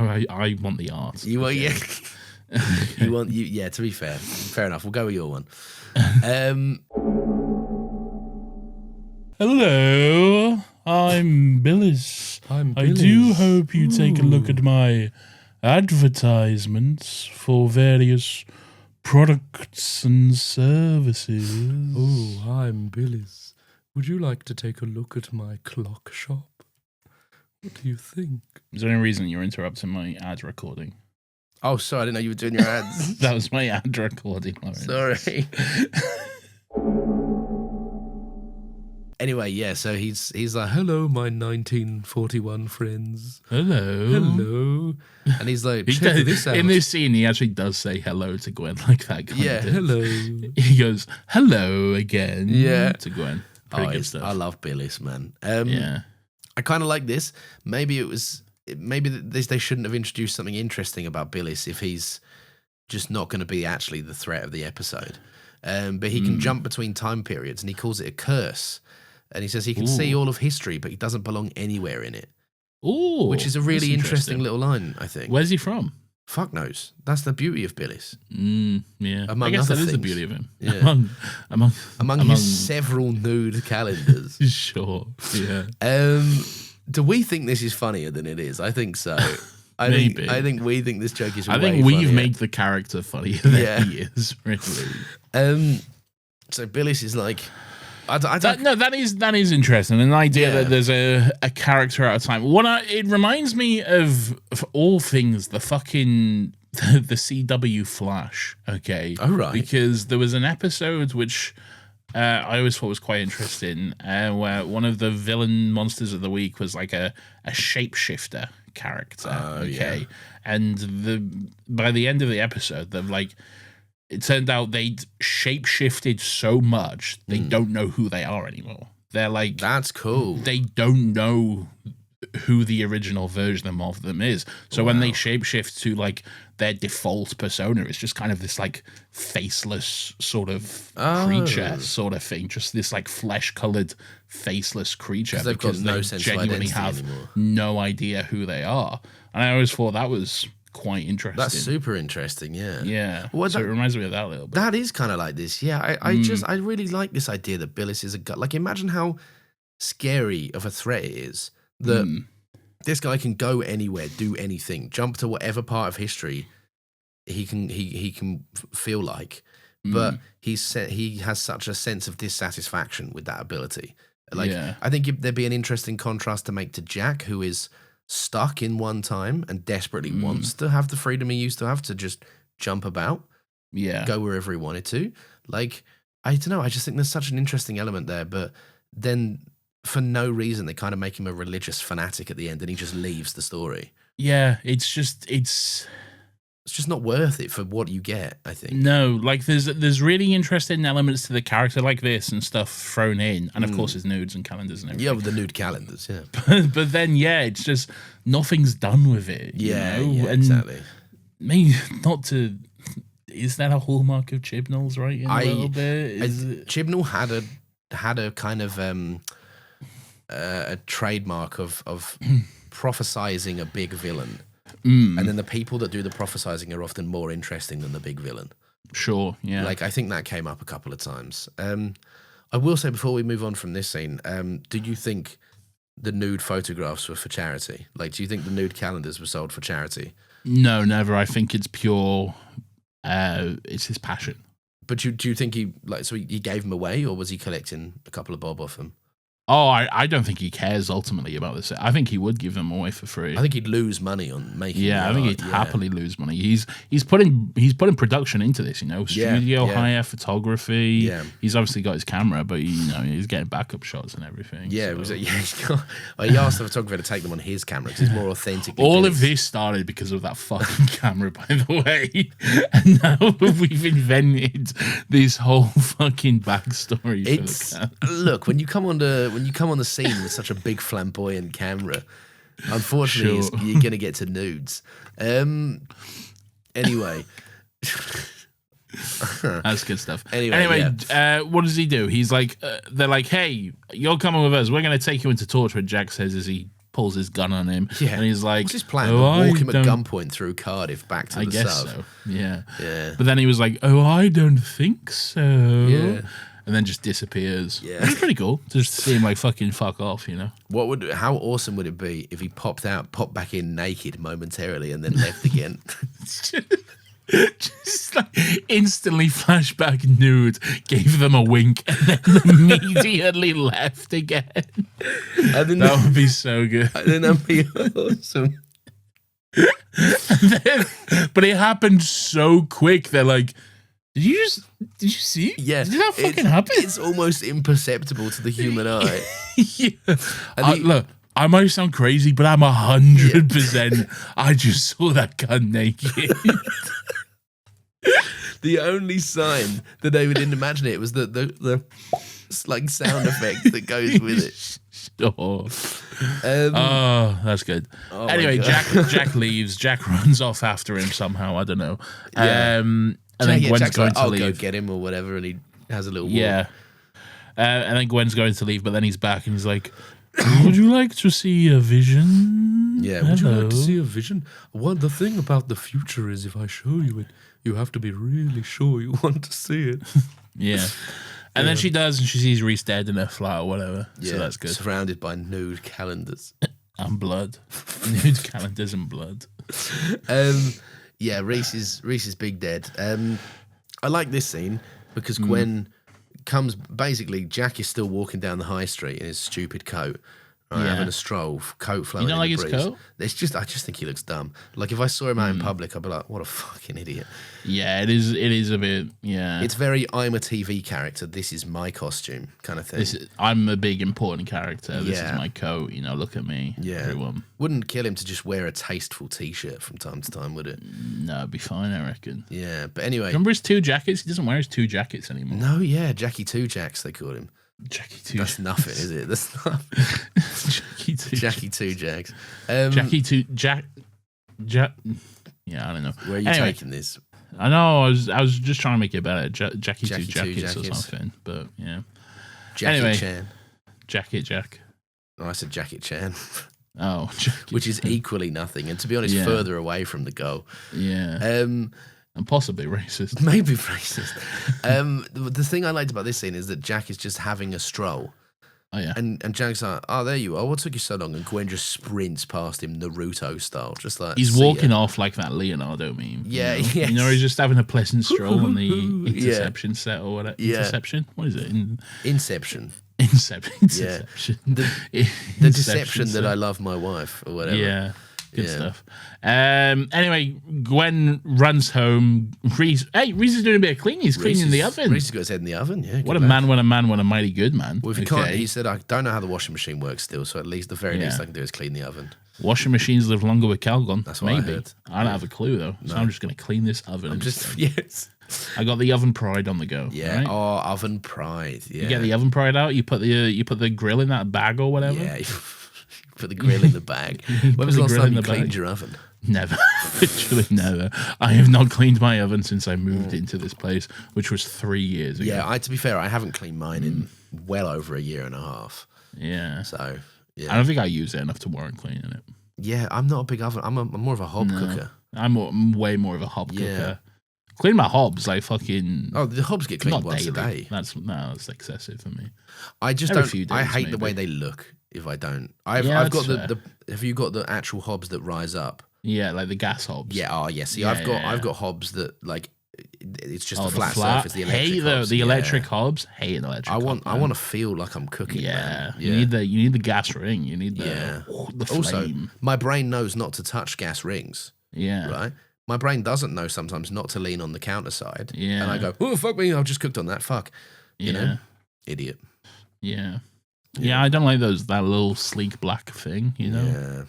Yeah. They get so dirty so easily as well. And they scratch like fuck. They are easier to clean though, aren't they? They're easier to clean, but spray and wipe, you know? A spray and wipe, but then you've got to they get scratched so easily. I got to take off the bits and do everything. Yeah. How many pieces does yours come with?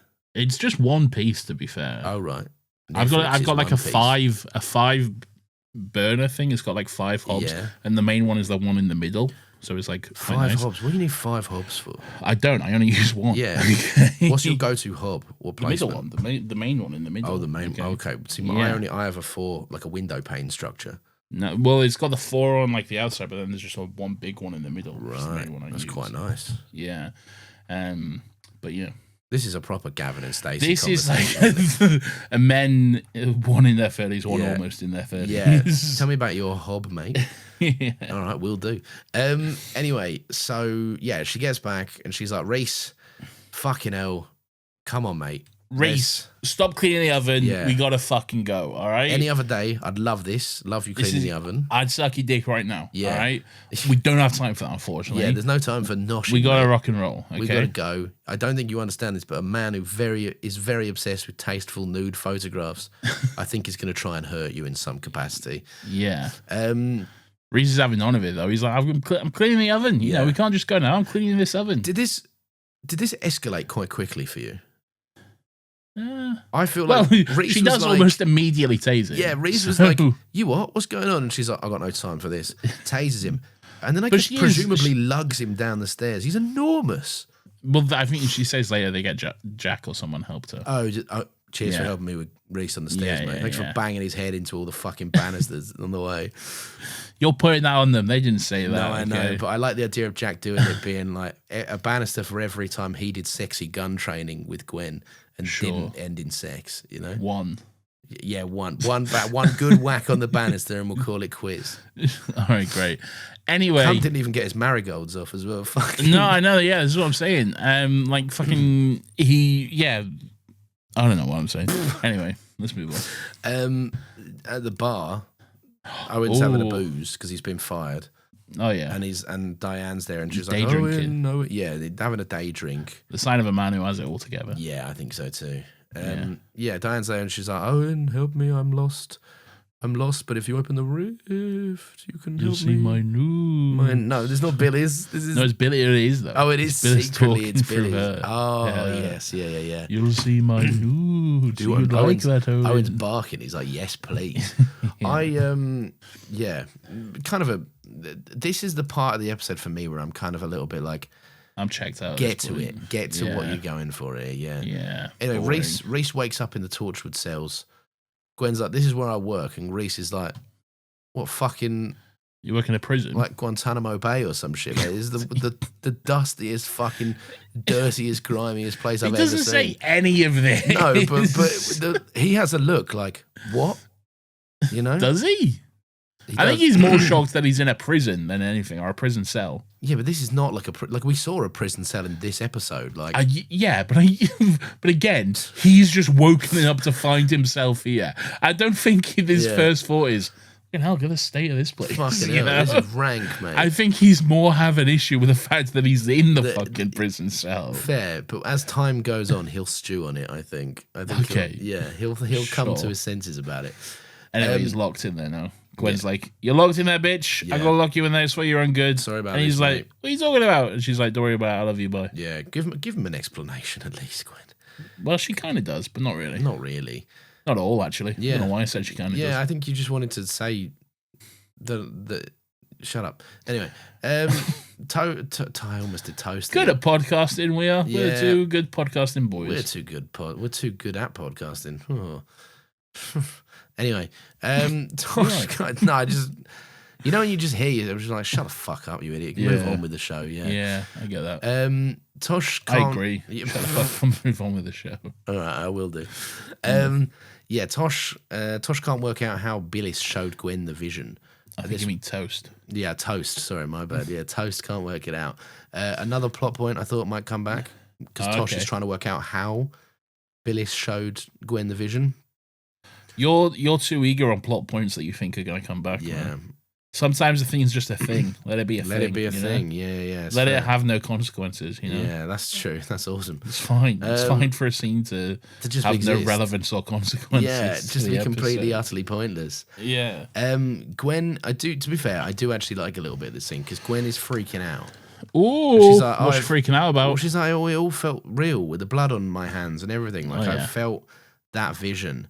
And then Jack... I did like this. I quite like that. There was something about the way that, like, she was addressing that to Tosh, which I liked, you know? I don't know why. It sounds weird, but, like, the fact that she says it was so real, Tosh, and she was... I don't think we've had, frankly, enough interactions with these two. And when we have, it's been a bit bitchy, hasn't it? It's been catty and bitchy because we both like Owen and whatnot. And Gwen being like, I know I'm wrong, but I forgive you, Tosh, or whatever. Yeah. And Tosh is like, all right, my sense of self-worth is in the toilet. You know, cheers, Gwen. That was good stuff. I tell you what, though, I did like Jack's reassurance here. And it is kind of funny because what immediately follows. But Jack he delivers the calmest ever, hey, not going to happen. You know, and he's just immediately happens. Yeah, makes it very funny. But this is the kind of reassuring smile that you feel comforted by. I think. I think Jack is a good leader in this moment. Yeah, and then he's immediately wrong. Again, it is a shame that it immediately happens after he's saying it won't happen. Okay, and he's so sure. Bless him. Anyway, the alarm goes off, the power goes off, the cells open. Why do cells go open when the power goes off? It's the Doctor Who thing. I guess the power is locking the cells, which seems stupid. Yeah, it should be manually locked, shouldn't it? At the very least, what I would do if I was Torchwood is if I had the power, I'd just have all the lights off in the cells. Yeah. And what I wouldn't do is install the speaker and the flashing lights to indicate a power outage. Yeah, your cells are now open. You are free to escape and kill everyone. There would be maybe 30 seconds where the doors were open. But how often are there all those prisoners just being like, oh, I'll just keep trying it? You know? Yeah. Most of them would probably not even notice. Not have the doors physically open by themselves. Yeah, and basically like, go on then, out you come, lads. Yeah. Power's out. Crazy. Anyway, Reese is having a look about. He's like, bloody hell, what's going on here then? Yeah. And then Billis comes up and he's like, hello. Hello, I'm Billis. Oh, would you like a look at my knife? Oh, yeah. There's no nude photographs for you. I have a plan. This is brutal. Cunt just walks up and just fucking shanks it. It's fucking rough. I was genuinely quite fucking scared of Billis here. And I know we like Billis now. Yeah, he's my favourite. But if you're looking at Billis in the actual episode, not the one we've made up that doesn't exist. The real Billis. The real Billis. Billis the Menace. He's got... That alone is so much better than anything we've come up with, but it's just, unfortunately, now we're too committed to Billis's nude photograph. That's not the character we come up Billis with. the Menace. But yeah, so did you find it quite funny how no. Jack's like, everyone stay calm, and Gwen just goes, Reese! Gwen immediately fucking screams down the entire pub. Yeah. Which, to be fair, I kind of do like that. I kind of do like the absolute fucking panic and that horror immediately setting in. She knows something's not right, something's fucked here. Yeah. This is something to do with Reese. I got to get down there as quickly as possible. Yeah. You know? Yeah. Yeah, I do like that. But yeah, Billis brutally fucking just shanks him. There's blood everywhere. Cunts. Dead, or is he dying? He's dead. He's dead. Yeah, Reese full on dies in this scene. Yeah. What I thought was really awesome as well is the red lights are flashing and Billis disappears in one of the outages of the red light. There's good disappearing in this episode. Yeah. Yeah. Hauntingly like simple, I think. No big stupid vortex.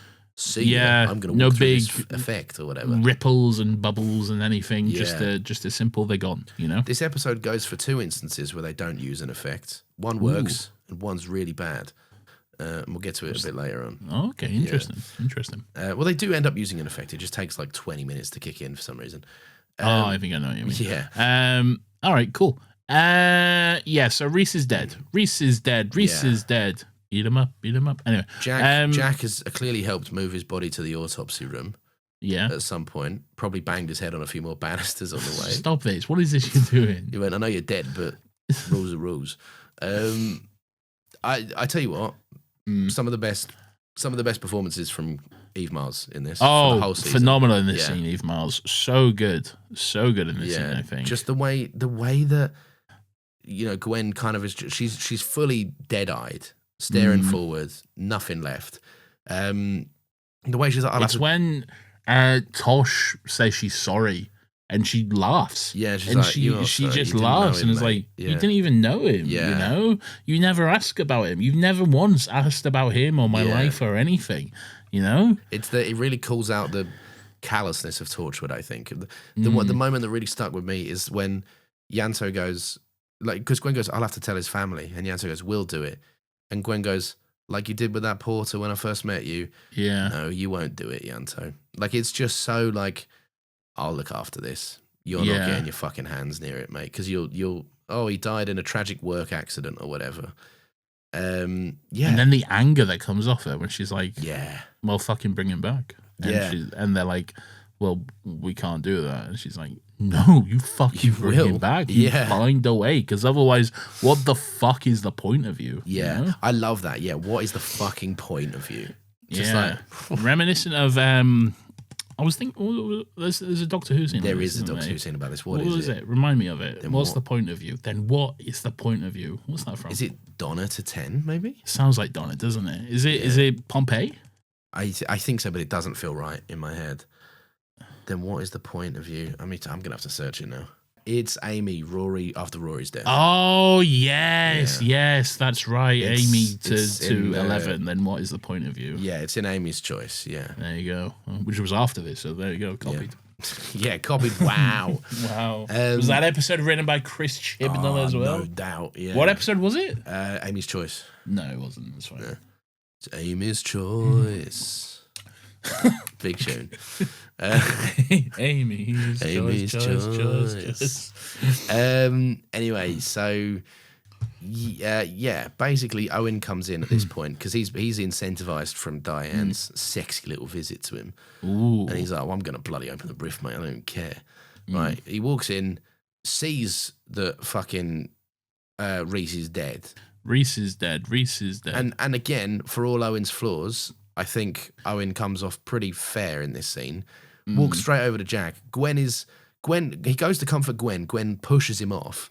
Yeah. Which, again, I like that as well. I like you are the last person she wants touching her right now. Yeah. And in fairness, it's not Owen's fault. No, it's just not. that Gwen's now guilt is just ruling her now. Yeah.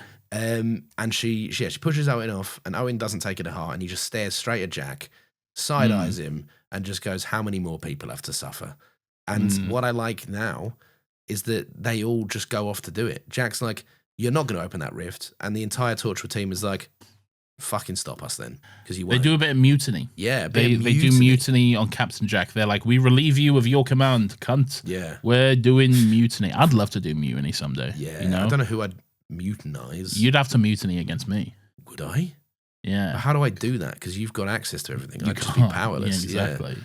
You'd try, but I'd just laugh at you. How would it work? Would I just go and protest? Like if you were like, what do you think about that? And I was just like, no. Just make for a really boring fucking podcast then. It would, yeah. You just kind of ruin everything. Yeah, and everyone would be like, why is Lawrence being a surly prick and ruining everything? Yeah, why is he being a dickhead? There's no revolution here. No. Don't need anything. Anyway, that's good stuff. Yeah. What am I talking about? It's time to open the rift, Nathan. Yeah, they're all opening the rift. Again, though, this is where I was like, you're all stupid, okay? You've all had visions from someone from your past. Yeah. Been like, hey, open the rift. That's cool and sick, okay? Yeah. And you know it's Billy's, all right? They all know it's Billy's, yeah. You know it's this guy who's fucking about with time or whatever. You know this cunt's pulling the strings here. And you're like, this is what Billy's wants us to do. What if we did it? The thing that got me about this is because you're 100% right. Yanto's had a brain transplant because this exact scenario happened to him last week. And he outwardly said to Owen, this is clearly a trap from Billy. Oh, yeah. Yeah, it's true. And I think, look, if I'm being completely honest, Lisa was past it in Cyberwoman. Yanto, Sure. she's not got that hold over Yanto still. One vision from Weird Billis Lisa being like, hello, open the rift I knew nothing about. I'm real Lisa. That's not swaying him this much. Doesn't Jack say something about Lisa here when Yanto's like, no, fuck you, Jack, I'm going to open it too? And he's like... Do you remember when we killed your fucking Yeah, do you remember when these people here, your fellow mutineers, all killed Lisa too? Crazy. I thought this was crazy, but I also think Jack's right in this moment. Because I think Jack's right, yeah. I don't know what his goal is by goading them. Like, because it does just get him slumped and subsequently I think shot. he just can't help himself, really. He's just a prick, I guess. He's got that dog in him. I think that's it. Yeah, sometimes I'm looking for a moral, just core in Jack and reasons for his actions. But I do forget that sometimes Captain Jack is just a fucking, like a wanker. Yeah. Yeah. Oh, here it is. This is Jack to the whole team. You're a united front now, ? Toshiko, the poor girl who'll screw any passing alien that gives her a pendant. Owen, so strong he gets in a cage with a weevil, desperate to be mauled. Or Yanto, hiding his cyber girlfriend in the basement. Your 3 comrades here pumped bullets into her. Remember? Oof. What a cunt, man. Yeah, massive cunt. And then doesn't he is right. But he is a cunt. The thing is, nothing he's saying is wrong. Yeah, it's the Captain America. He's out of line, but he's right. He's out of line, but he's right. Anyway, Owen's like, well, what if I shot you in the head? Well, yeah, because Jack's like, oh, you love Reese so much, mate. You're always having sex with Owen. Yeah. So much, you know? Yeah. Yeah. Feel like you don't know, yeah. Oh, well, that's it, yeah. Yeah. Jack, you're in charge, Owen. You got to have significantly bigger balls. Shoots him in the head. Yeah, it's good stuff. And then he's like, I'm sick of people doubting me. And you're like, okay. I think everyone know he's correctly immortal. estimated him, if I'm honest. And also, you don't know he's immortal. Yeah. You fully just executed him. This is something that I think is actually one of the more effective parts of the episode. And we'll get into it a little bit later because you can kind of see it in their reconciliation scene at the end. He blows his shit off and then he fucking shoots 2 extra in the dome just to make sure he's done. I noticed that. Does he? Yeah, he fires 3 fucking ones into Jack's head. Does he really? Oh, I missed that. I thought it was just the one. No, it's the one and then he goes bang, bang. And that's why Gwen's like, I'm going to take this off of you. Bang, bang. I shot you down. Bang, bang. They should have played that. Yeah, they should have done. He should have turned to the camera and started singing that after he shot him. Or immediately fucking, what you say? No, that's too jokey, I think. It's too expected, maybe? Yeah. I think it's better for the story if Owen shoots Jack and then immediately turns to the camera and goes, bang, bang, I shot you down. Bang, bang. Bang, bang. You hit the ground. Bang, bang. That awful sound. Bang, bang. My baby shut me down. My baby shut me down. Down. And then Yanto comes out, he's in a barbershop quartet costume. Oh, a barbershop quartet? Yeah, he's twirling his little fucking pole or whatever. Why can I imagine Bern Gorman in a barbershop quartet suit? Like, that just so works for me it's for really some reason. correct, isn't it? Yeah. You can see him in his little hat and his little red and white jacket. Doing his little snarl. Doing his little weevil grimace. The weevil hiss. Sure. Yeah. Good on him. He maybe is one of those dapper Dans at Disney World. Oh, like, a dapper Dan at Disney World. A dapper Dan, yeah. 3 Ds. Sure. Dapper Dan at Disney. Dapper Dan at Disney World. Nathan, do you care to enter into some highlights with me? Highlights. The charge against me is in connection with one James Reynolds. For purposes of improper speculation, my real crime is an amorous connection to his wife for a considerable time with his knowing consent. Damn. I had frequent meetings with her, most of them at my own house, at his own house. Damn. Anyway, and so on and so forth. Yeah, you get it. Right, they open the rift. Whoa, what did they do that for? Did you like that the final warning was like, careful, it might fuck up your building? This is good because they opened the rift last week and none of these protocols were there. No, they weren't. Yeah. Now they have to get eye scans from literally every single member of the team, including the one they just executed. Yeah. Okay. Yeah. So either this is just, I guess they're like, don't worry about it, or they put this in place immediately after last week. Okay, I mean, that is believable because that's they probably believable didn't enough. want to do that. Yeah, They're like, Owen, you fucked up. We're gonna put new parameters in place. Okay, so no cunt can just open the rift, and that's okay? why they know him, because at one point Owen's like blah blah blah blah blah, and Gwen's like, out of the way, cunt, I got this, right? Yeah, and she fucking and then steams through it. They immediately open the rift. Yeah, they open the rift. They're like, hey, you got our eye scans, which Yeah. is just a JPEG of our eyes, I guess, including Jack's, who's not alive. Look, I got questions about Jack. It's whatever. Again, Is he I'm just asking for waiting there? Is he inconsistency. being patient? No, he's not, because he does come back to life at one point. He does do He does the thing. gasp and reach, yeah. But again, I'm nitpicking inconsistency in a show which is famously inconsistent, so whatever. Extremely true, yeah. Anyway, Finally, a big gasp reveal. a big gasp reveal. Did you like this? Did you cheer? I did. It was about time. They made us wait till the finale for it, so that's good. Yeah. He grabs Gwen's leg and she's like, the fuck is It's like, that? bloody hell, I've seen this before, but normally it was a lot creepier and slower. It was a lot creepier and slower. Yeah. Hello, yeah. Susie. Hello, Susie. It's me. I slid up on a platform. What do you think? Okay, well, he's not Billy. No, it's not. I don't know why I made him Billy's. I made him Billy's light. I made him Diet Billy's.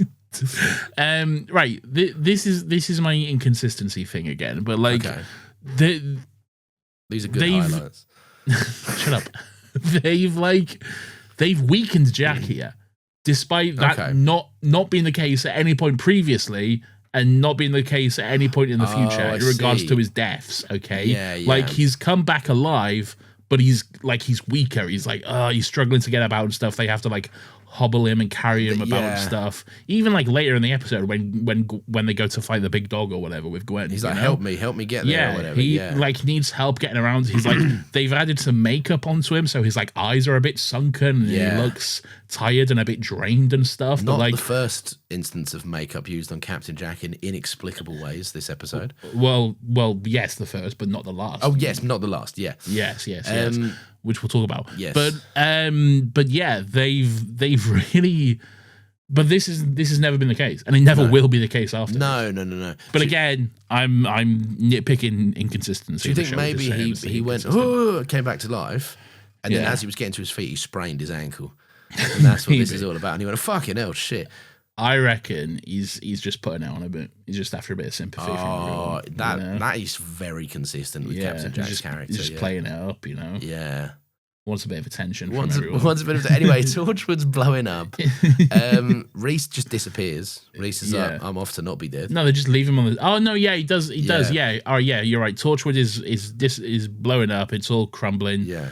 Reese disappears. Because that's like the only instance you get that everything's gone back to normal. They don't check in with the news or the plague or any of that shit ever again. You never hear from Reese again in this episode. No. Gwen sees him at one point. She goes back. Yes, you're right. Yeah, you are right. And she goes, have a lie down, and Reese goes, Reese goes, I've got no questions for you.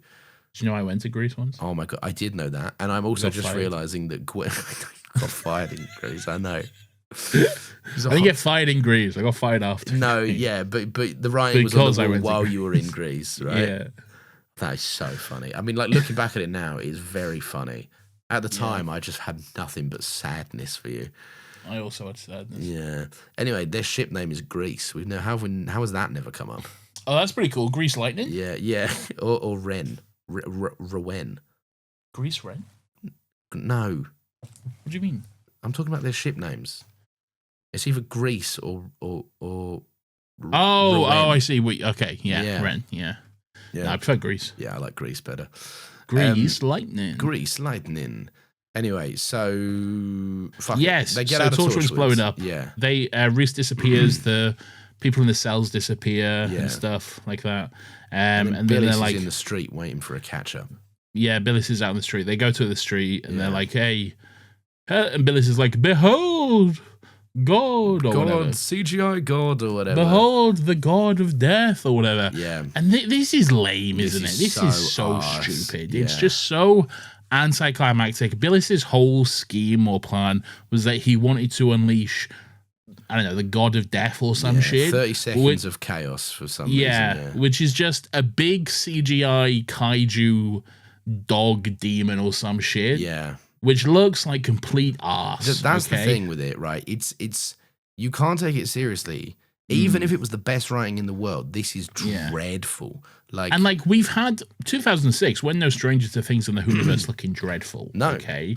But at least there's good stuff going along with it, you know. Maybe it's rose-tinted glasses, but the Beast looked a lot better than this. I think the Beast did look... Don't get me wrong, the Beast did kind of look like a PS2 cutscene at times. But it still looks better than this. Yeah.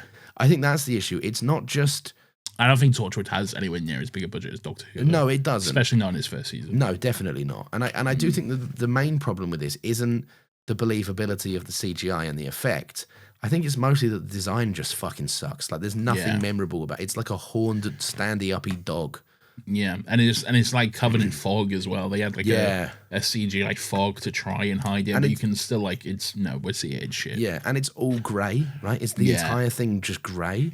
Yeah. Yeah, it's nothing. And when people die in its shadow, I guess, it casts a shadow. Yeah, doing Thunderbolts kills powers people. or whatever. Yeah, Thunderbolts, the Void or whatever. Yeah. Yeah.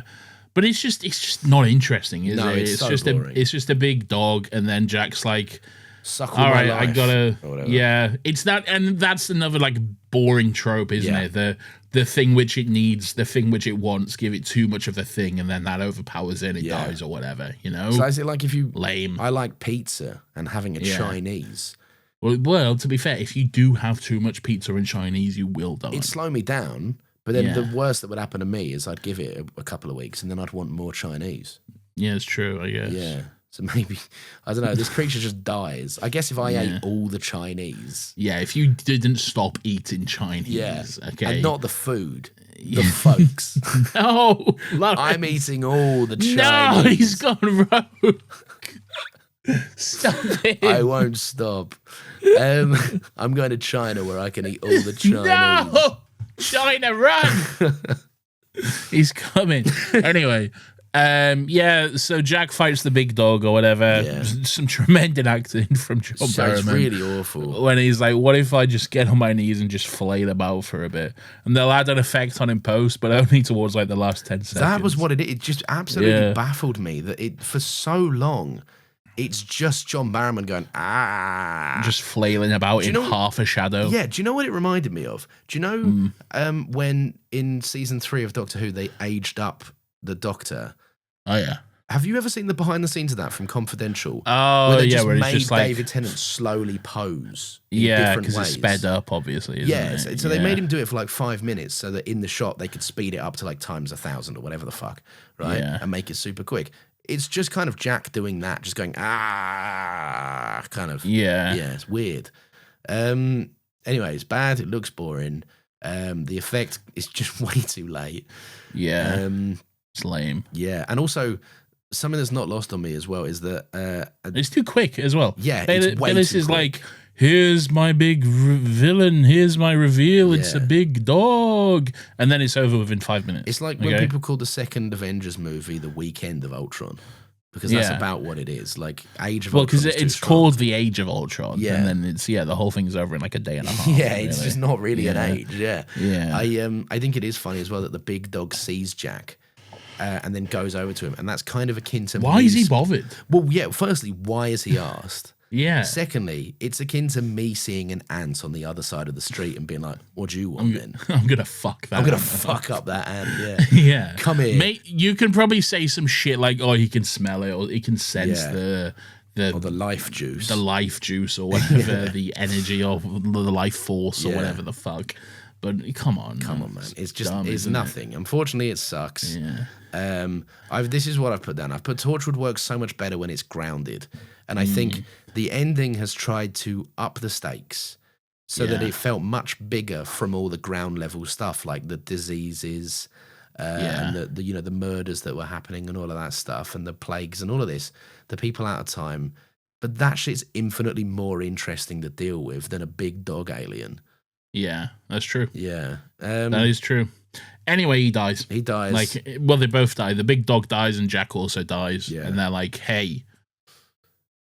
If we just lay here, would you lie with me and just forget the world? Big fucking doing big numbers in 2006. Yeah, big time. Big time. It's a miracle they big didn't play time it. rush. Big time. Uh, Do you think that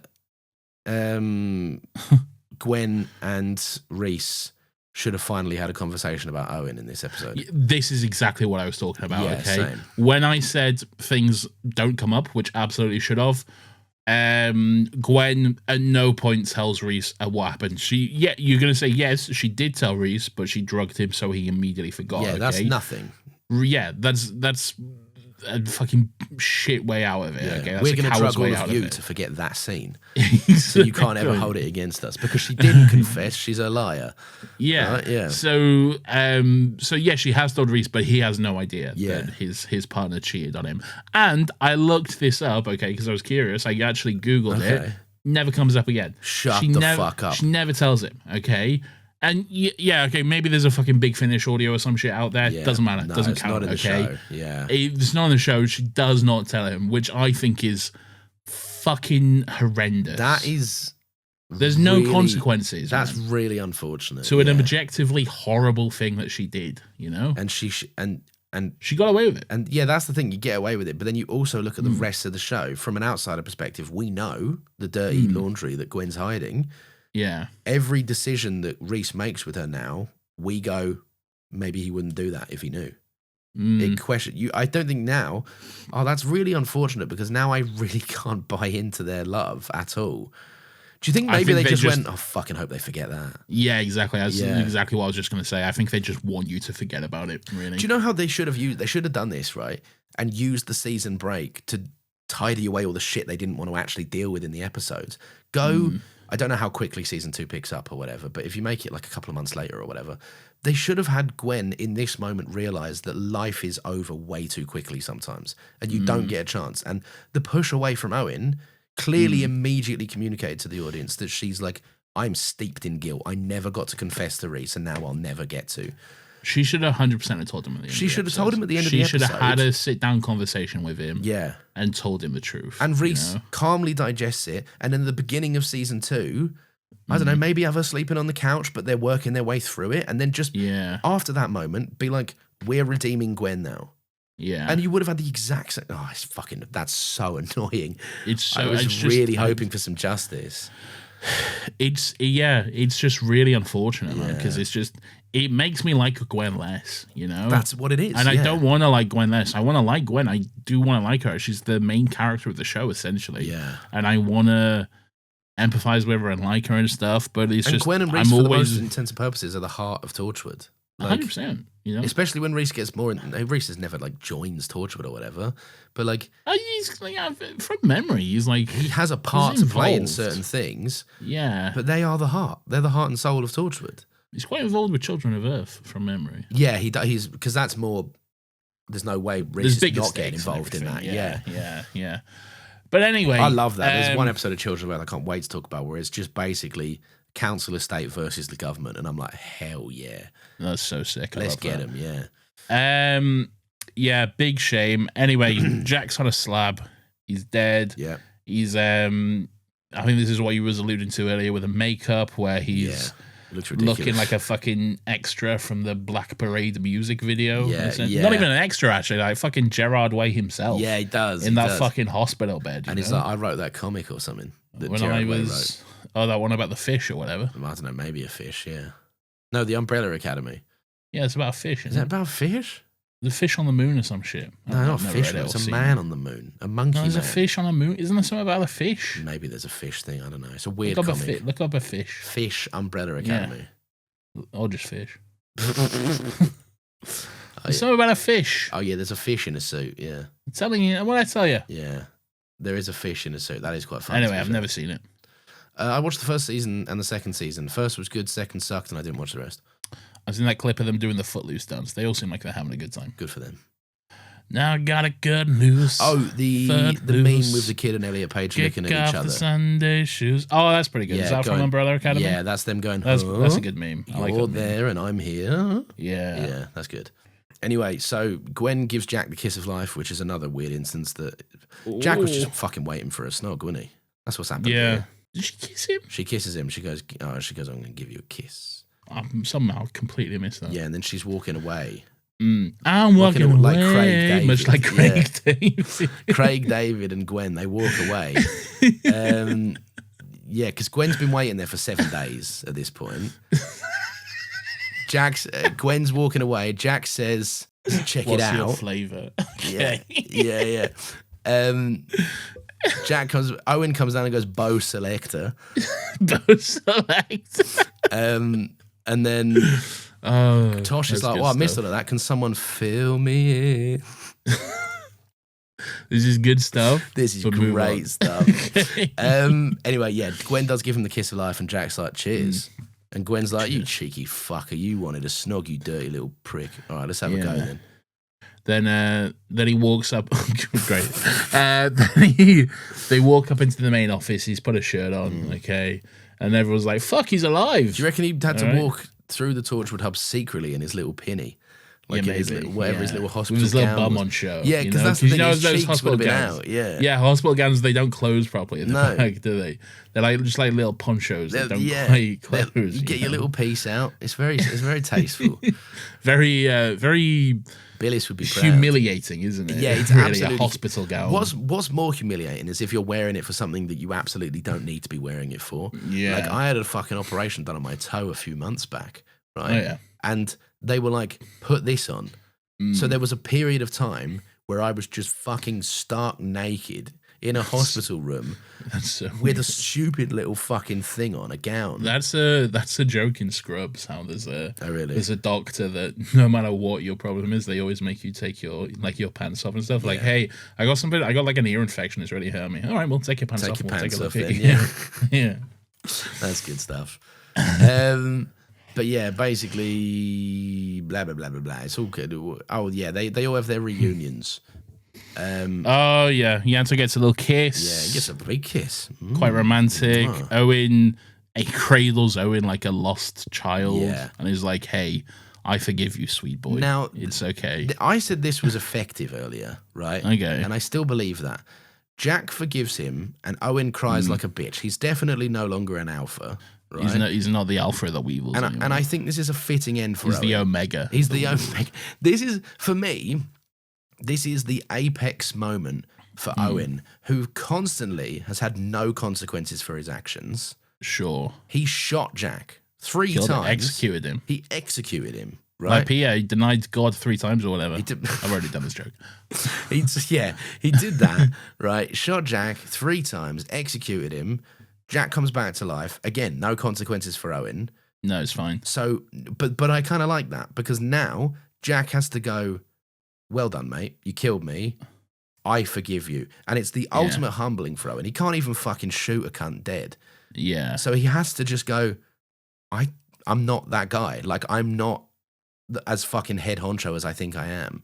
It brings him down a peg, I think, that someone has that level of power that he can't attain. So he just has to submit to it. Yeah. Yeah. I don't know. That's using his weird alpha philosophy kind of thing. But I like it. I think it's a fitting end because often with Owen, despite some weird choices, especially in the earlier half of the season, his heart's been in the right place, but he's just constantly being a prick. And I feel like this was the last moment Jack would tolerate him being a prick. Yeah. And maybe I'm completely wrong. Maybe in season 2 he's turbo prick Owen. But I can't remember that. So couldn't tell you. Yeah. Couldn't tell you from memory. Yeah. Have no idea what we're in store for in season 2. Yeah, well, I know one thing we're in store for with Owen in season 2. Oh, interesting. Oh, actually, yeah, I do too. Yeah, it's like the most famous Owen thing. Yeah, it's the big thing, isn't it? Yeah. The big Owen thing. The big thing that leads to another big thing, the return of a queen. Oh, yes. Yeah. Oh, yeah, I do remember that. Yeah, of course. Oh, that's something to look forward to. That's going to be fun. I'm so buzzing for it, Oh, very exciting. Anywho. Yeah. Yes, so that's almost the end of the episode.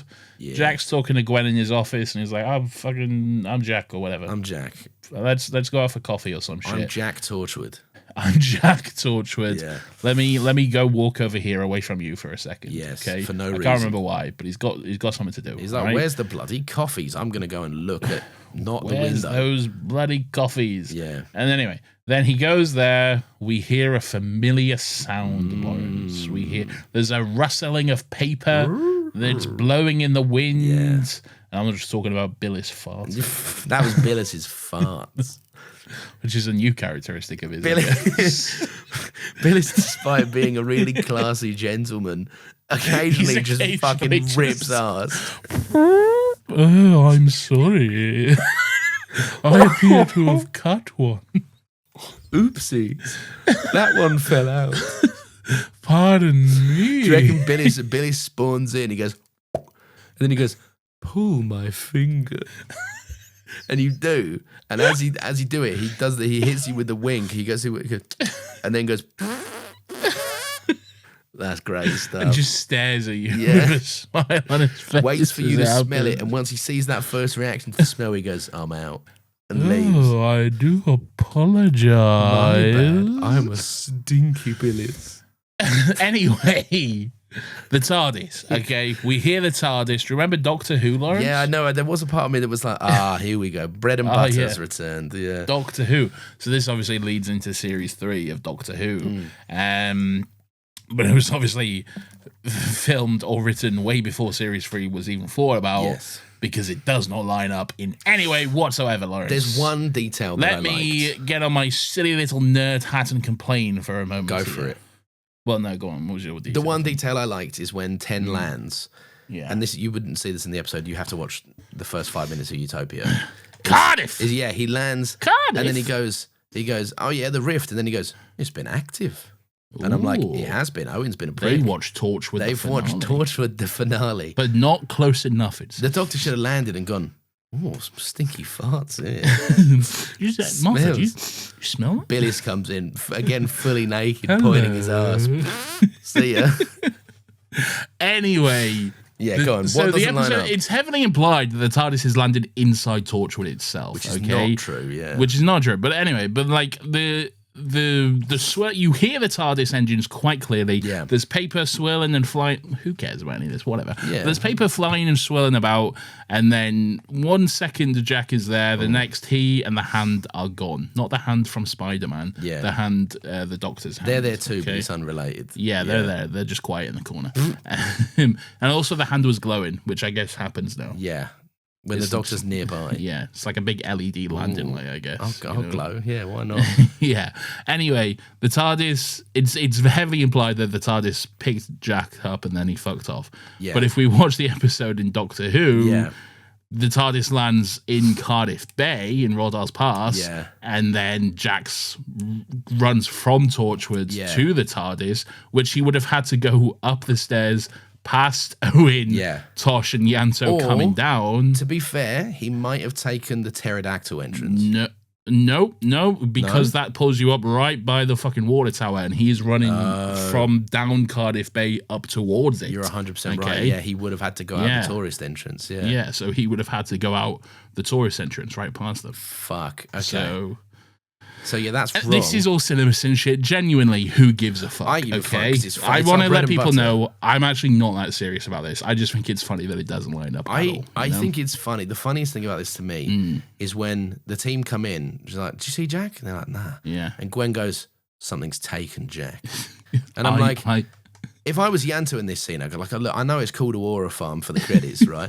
But I would immediately then just go and check the CCTV and see him sprinting like a fucking lunatic right outside the gaff and be like, oh no, he's fine. He just jumped on a box and fucked off. Like, no, I also thought this was funny because you're right. Like, Jack has been disappeared for 5 seconds, okay? Yeah. And they're like, someone's taken him. I'm like, maybe he just went for a piss. He might have just gone for a slash. He's just gone for a slash, okay? And they're like, he's gone. He's gone. We've immediately jumped to the worst conclusion. Someone's taken Jack. And to be fair, they're right, okay? In a roundabout sense, yeah. They're right because they know they're in an episode of Torchwood and Doctor Who or whatever. Yeah. So, yeah. But hey. So now Jack goes and does... Well, should we... Before we get to Torchwood season 2, do you want to do a fun little Patreon thing where we rewatch Utopia, Sound of Drums, Last of the Time Lords, just to catch ourselves up on Jack antics before season 2, see if there's any Easter eggs we missed? You want to watch what? It's like a bonus episode? We could just watch them and then talk about it in general. I guess, yeah, we can do. I mean, we have done that already extensively for free. We've done that literally 3. This will be the 3rd time we do that in a podcast. Would it really? Form. Yeah. Oh, we yes, did it of in course. Another Happy Pod, didn't we? Yeah, we did the Series 3 finale episode. Yeah. I don't know, maybe. If people were interested, we might do it.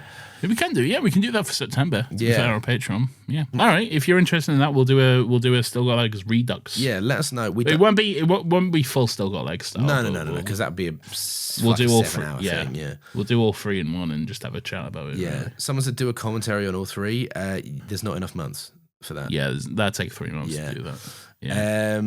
But yeah, so and also we wouldn't talk about it if we did a commentary. yeah, no, we wouldn't be watching it. So, yeah, we'd be talking about something else.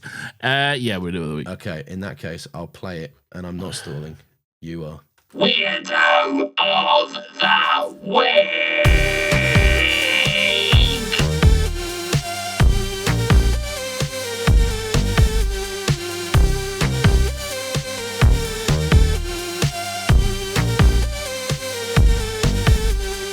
Weirdo. This is everyone's favorite section of the show where we get to take a chance to look back and reflect on some of the weird and wonderful and grubby little characters who come across our screens each and every week.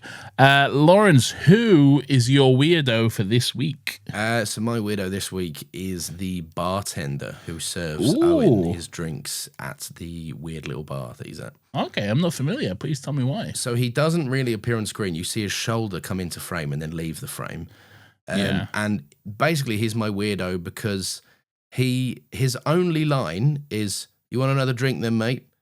And he's delivered that to a man who is openly standing up, crying, talking to no one in a bar.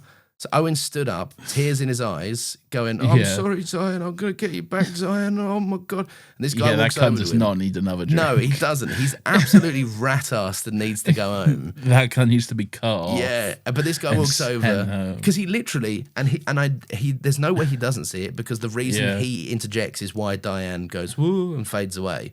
Yeah, because I don't know, it's broken by his presence or whatever. And he's like, "Fancy another beverage, mate?" And Owen's like, yeah. "I'm still not going to respond to you." Yeah, well, yeah. All right then. Yeah, sounds good. It sounds pretty good. Yeah. Do you remember when we got cut off? I do. I'll never. It's the only time I've ever been cut off in my life, and it was so embarrassing. But I also didn't care because where was that goddamn £10? That's what I was going to talk about. Oh man,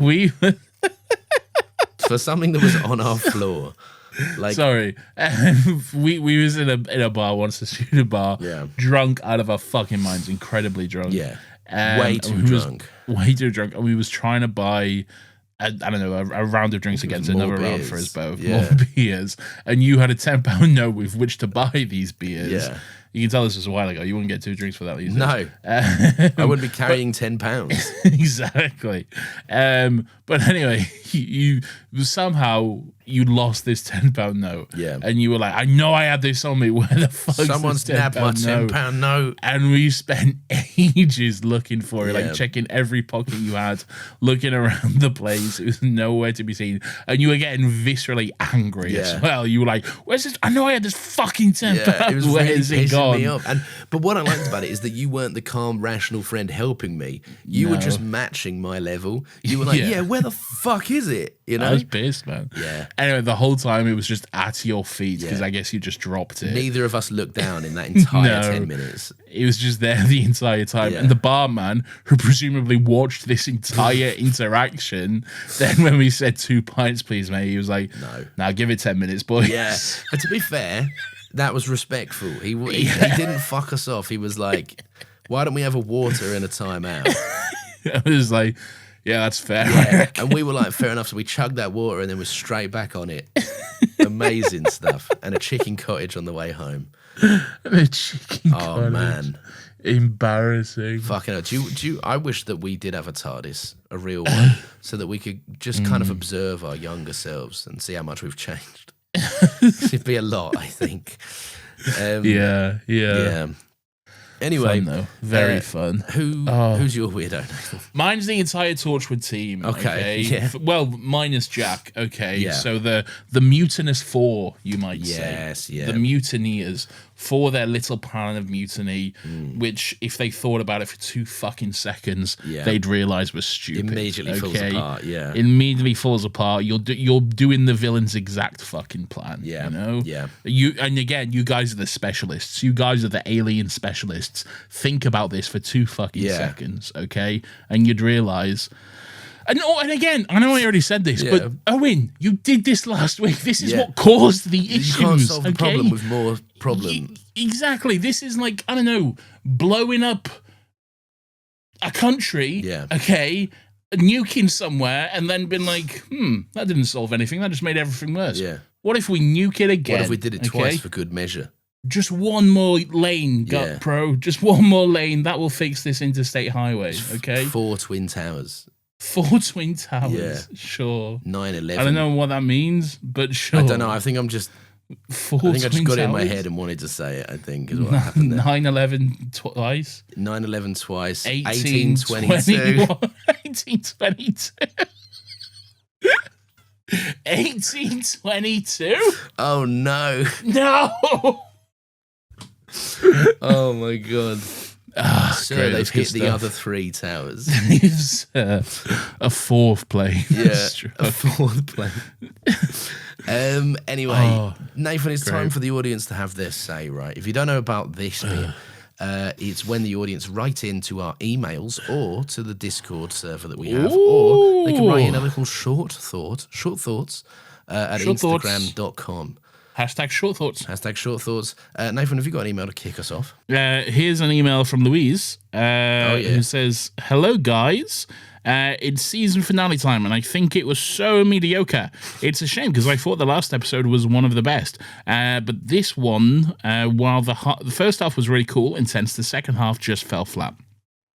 The idea of past people and diseases coming to the present was so interesting, but once we get to the opening of the rift, we just lead to the building manager trying to be menacing when he isn't and a random CGI monster attacking the city. Why does he want to unleash it? I don't know, random cult things, I guess. Why is there a monster under the rift? Who cares? Jack is just going to give it his life energy so he can have a stomach ache and disappear or whatever. It really feels like the complaints people have with a bunch of the Marvel Disney Plus shows and their finales, just kind of rush into the end without a satisfying conclusion. But anyways, I just want to thank you both for doing this amazing podcast and giving us Whovians something fun to listen to every week. You guys really are the best and one of the greatest / only Doctor Who podcasts in the world. So to celebrate you both and the completion of Torchwood Series 1, I made some fan art of you guys aura farming Captain Jack style. Much love and shooting people in the head to you all, Louise. And Louise has drawn us this lovely picture. Yeah. Have you seen it? I haven't seen it, no. Show me. Oh, awesome. That says aura farm. That is awesome. I think you're the little one because of your bald head and ginger beard. Yeah, but I've got more and hair I'm wearing than I've ever had there. Like a cool cat. What I like about fan art is that everyone's too polite to draw us as fat boys. Yeah, they won't draw us fat. Okay. Release the fat cut. No, that's awesome. That's actually fucking I do sick. enjoy Thank our you. height difference, though, despite the fact that IRL you are actually taller than me. Not by much, but it is there. You know, I'm considerably taller. Maybe it's just that I'm way more forward in the No. Fair enough. Fair enough. That's a significant height difference. Fair enough. Anyway, yeah, thank you so much, Louise. That looks sick. I'm always a big fan of when people draw some stuff in. So that's awesome. Me too. Thank you very much. Yeah. Fire Griffin _11 on the Discord says, "Can Gwen put the drugging and tasing behind her? It's a bit much." Yeah, I don't disagree. I did think it went from 0 to 100 very quick with Gwen earlier. 100%. Does she drug anyone else? Do we know of? No. I hope not. I would really appreciate it. I don't. If you're talking about future stuff, I don't know. No, I don't know either. Okay, cool. Anyone else email us? Was that it? Just that one line? Yeah, just the one line. Yeah. Oh, I got some longer ones as we go through. You fucking hell. You're not lying when you say keep them short. Bird's Eye View VT says, "The son of the beast? ? Where's Belle? Hey, beautiful man and sexy man." Which one's which? I don't know. We never know. I'm beautiful, I think. I'll take sexy. Sure, there we go. Honestly, this one is iffy for me. For one hand, the idea is sound and is really interesting, but like with the usual for Chibnall, I don't feel it was executed right.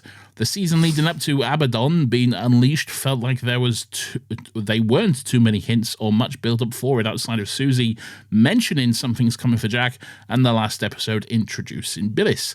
I'm not a fan of Jack blaming Owen for opening the rift, even though he did it to save their lives. I get it's causing a world-ending event, but Jack, wouldn't you cause a world-ending event to save, I don't know, the Doctor? ? Speaking of the Doctor, I do love how the episode fully ties into the 3-part finale with the Master. It's not a 3-part finale, but sure. Glad we got a proper timeline of where he's at in time. All in all right episode, but could have been great. Might have been better as a 2-parter or a longer episode covering Abaddon and Billis's history a little better. Alonzi Geronimo should him in the face. P.S. My weirdo this week is Billis. He just gives me the heebie-jeebies. Yeah. That's fair. He's a heebie-jeebie guy. Yeah. And he's got all those nude calendars. He's got all those nude calendars, yeah. I actually disagree. I think there was way too much build-up for this. Like, I think there was... Oh, really? I think there was too many characters that were like, something's in the darkness. Like, to the point where last week, just that... But it happened like twice. Susie said it. The Manosphere cunt said it. Yeah, that's it. Billis said it last week as well. But like, it was happening last week, though. Like... Yeah. I don't know. I just... For me, maybe we've blown it. We've done that thing, haven't we, where we've blown it up to be bigger in our heads because we've spoken about it.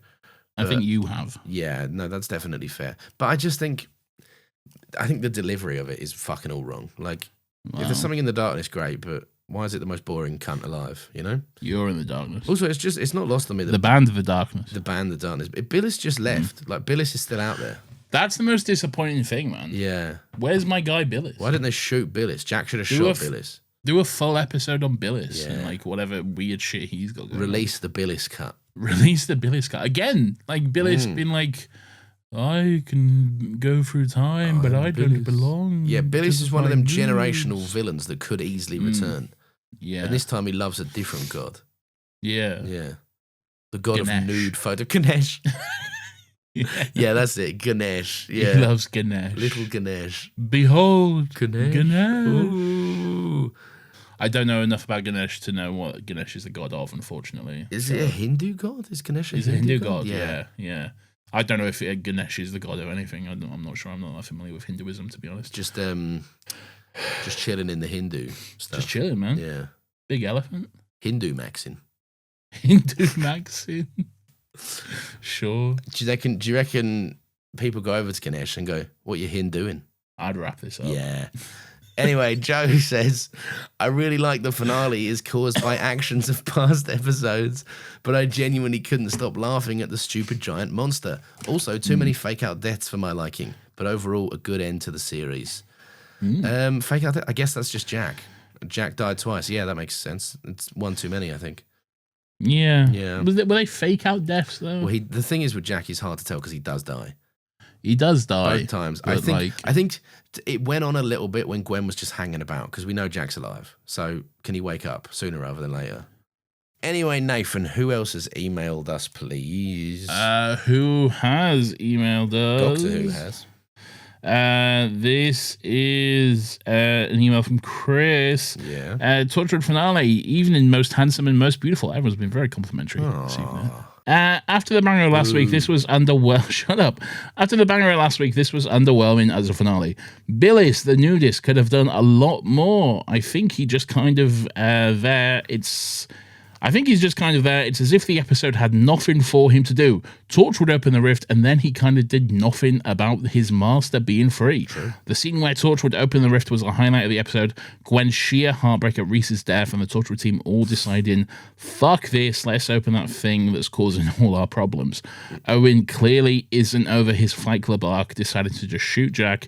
Yeah, it is good that Jack's secret is out to the Torchwood team, gives him more opportunities to just die all the time. That's true, actually. Yeah, so true. Now can just die every fucking week.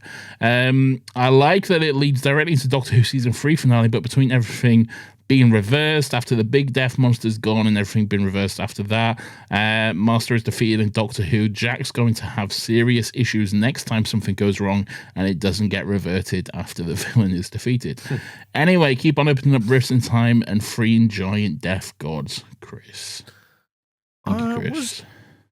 Was Billis was Billis the big dog's like apprentice thing? Like was it like a master relationship? Did he say like behold my master or some shit? I thought he was like behold, like I thought he was like a devout religious follower, like a cultist kind of thing. Well, what's the difference really at the end of I the day? guess so, yeah. If you're the only cunt there in the religion, I guess you are just a little weird little disciple, I guess. Yeah. Yeah. Whatever, who cares? All right, fair enough. Last one I've got, Nathan, on the Discord. Well, not last one I got, but last one I'm going to read out, if you don't mind. If you don't mind me saying so, is super dry Joker as opposed to mildly wet Joker. Super moist Joker. Super moist Joker. They say, I do enjoy this, especially with the idea of the rift splitting and the team having to face the consequences of many actions throughout Series 1. It focuses on something we have only heard bits about and never seen truly in action. The CGI.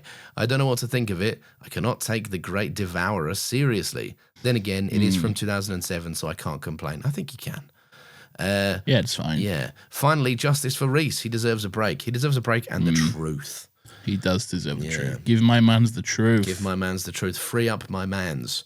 Thank you, mildly wet Joker. Thank you, mildly wet Joker. I enjoy that quite a bit. I also enjoy this. What? Hi, yes, I'm calling about the software engineer job posting for Torchwood, I think? Yes. Yeah, I have lots of hands-on experience. I've done a lot of systems work for various businesses around town. What kind of system are you running there? I assume it's Unix-ish? What do you mean? It's kind of a constantly moving, swirly background with text on top. That doesn't sound like a normal OS UI. Do you have an example of the kinds of screens that you show? Warning, protocol activation will endanger Torchwood infrastructure with OK and cancel buttons. Do your employees need reminding a lot that they are damaging your systems? Actually, do you even want to allow them to damage the systems? I feel like don't allow it and don't have that screen save the software engineering trouble, you know?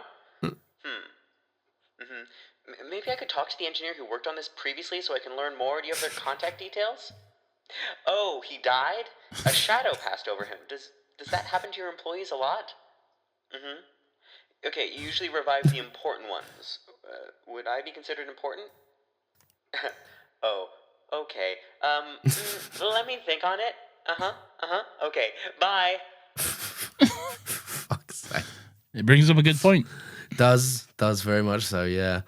It's good software they have. It's very good. It's definitely unique, isn't it? Hey, look, it's tailored. It's tailored to what they need. Yeah, exactly. No frills. They don't need all this fancy UI nonsense. Yeah. Straight down to business. Yeah. You know, do you want to blow up Cardiff? Yeah. Yes or How do cancel? you feel about it? Okay, then let's crack on. You know, Cancel. No. But then you click cancel and it's like, are you sure? Are you sure about that? Are you sure you I want think to it would cancel? be good if you did. You could blow up Cardiff. It'd be funny.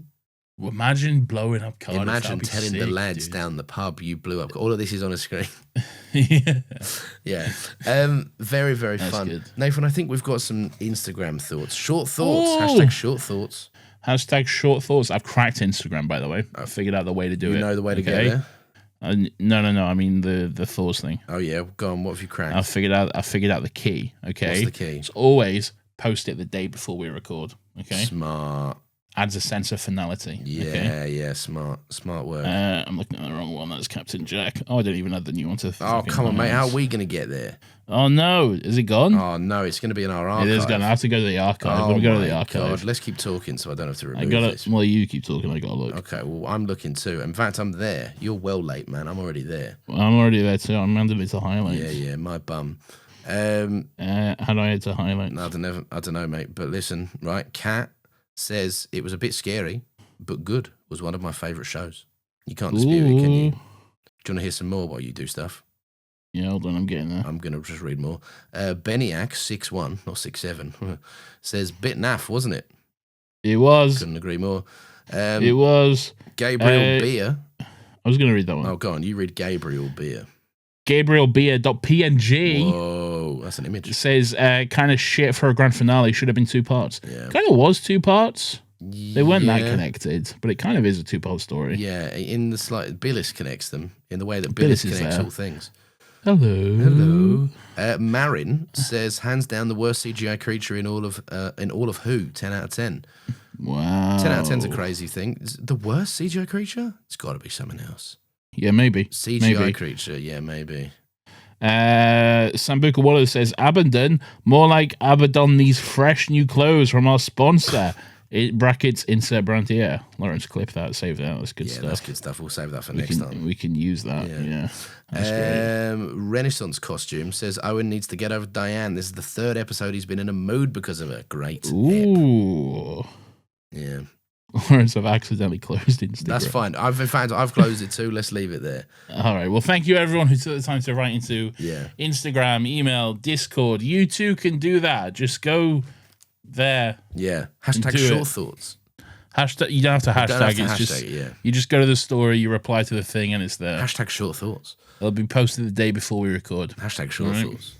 Hashtag short thoughts.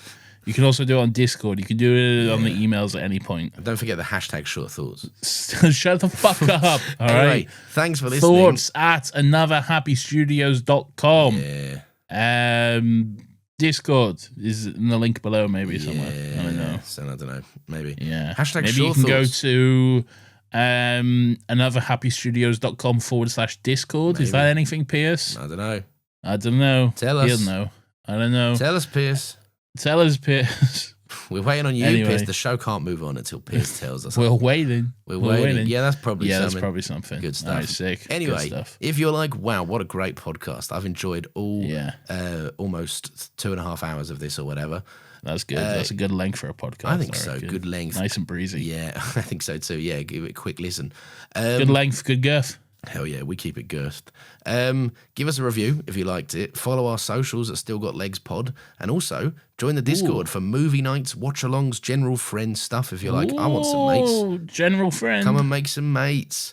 We also have a Patreon. It's £5 a month. Come and make some mates, but be careful of the Slovene fetish. Be careful of any... Yeah, we keep the deviants to a minimum. Yeah. We also have a Patreon, £5 a month. If you get nasty with it, I said the wrong thing. You get 3 bonus things each month: an episode commentary, a topic episode where we might play a game, do a quiz, chat some dumb Doctor Who shit potentially, or not all. And finally, an episode of Still Got Rex, our pop culture recommendation show. Everyone that signs up to our Patreon joins the ranks amongst our companions, and it's time to find out who's joining us in our fucked TARDIS this week. Yes, I'd love nothing more than to tell you all about Beatrice Fox, Lawrence, who has the honor, nay, the privilege of being held at knife point and shoved into our terrible, crusty TARDIS, okay? Beatrice was, of course, taking a wonderful stroll through London town when we happened upon them and said, get in the... actually, we said, hello. We're Billy's.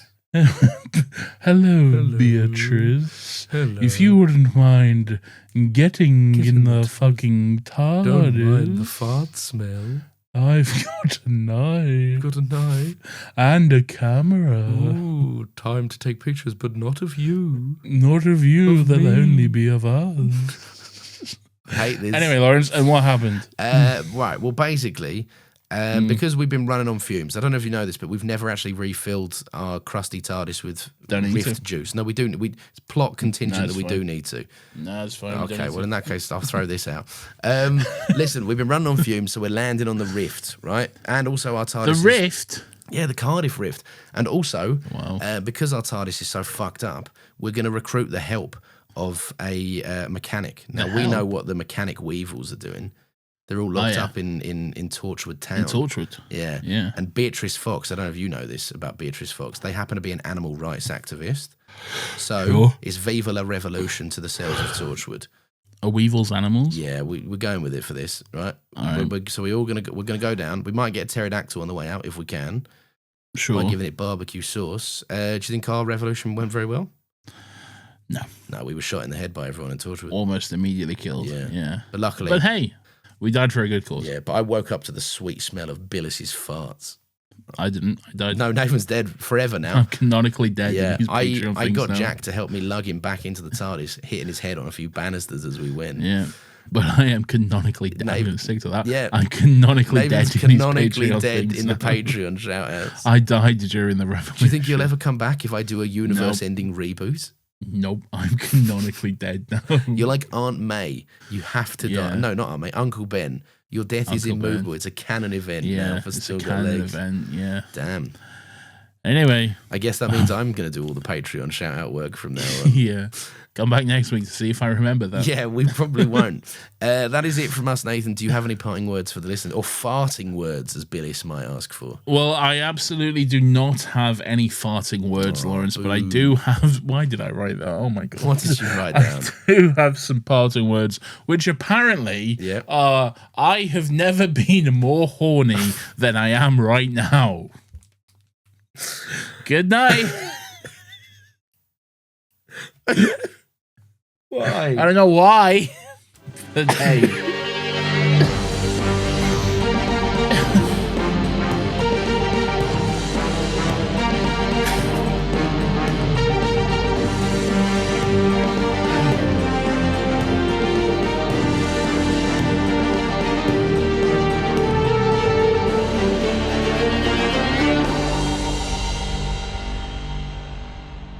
Torchwood up your ass.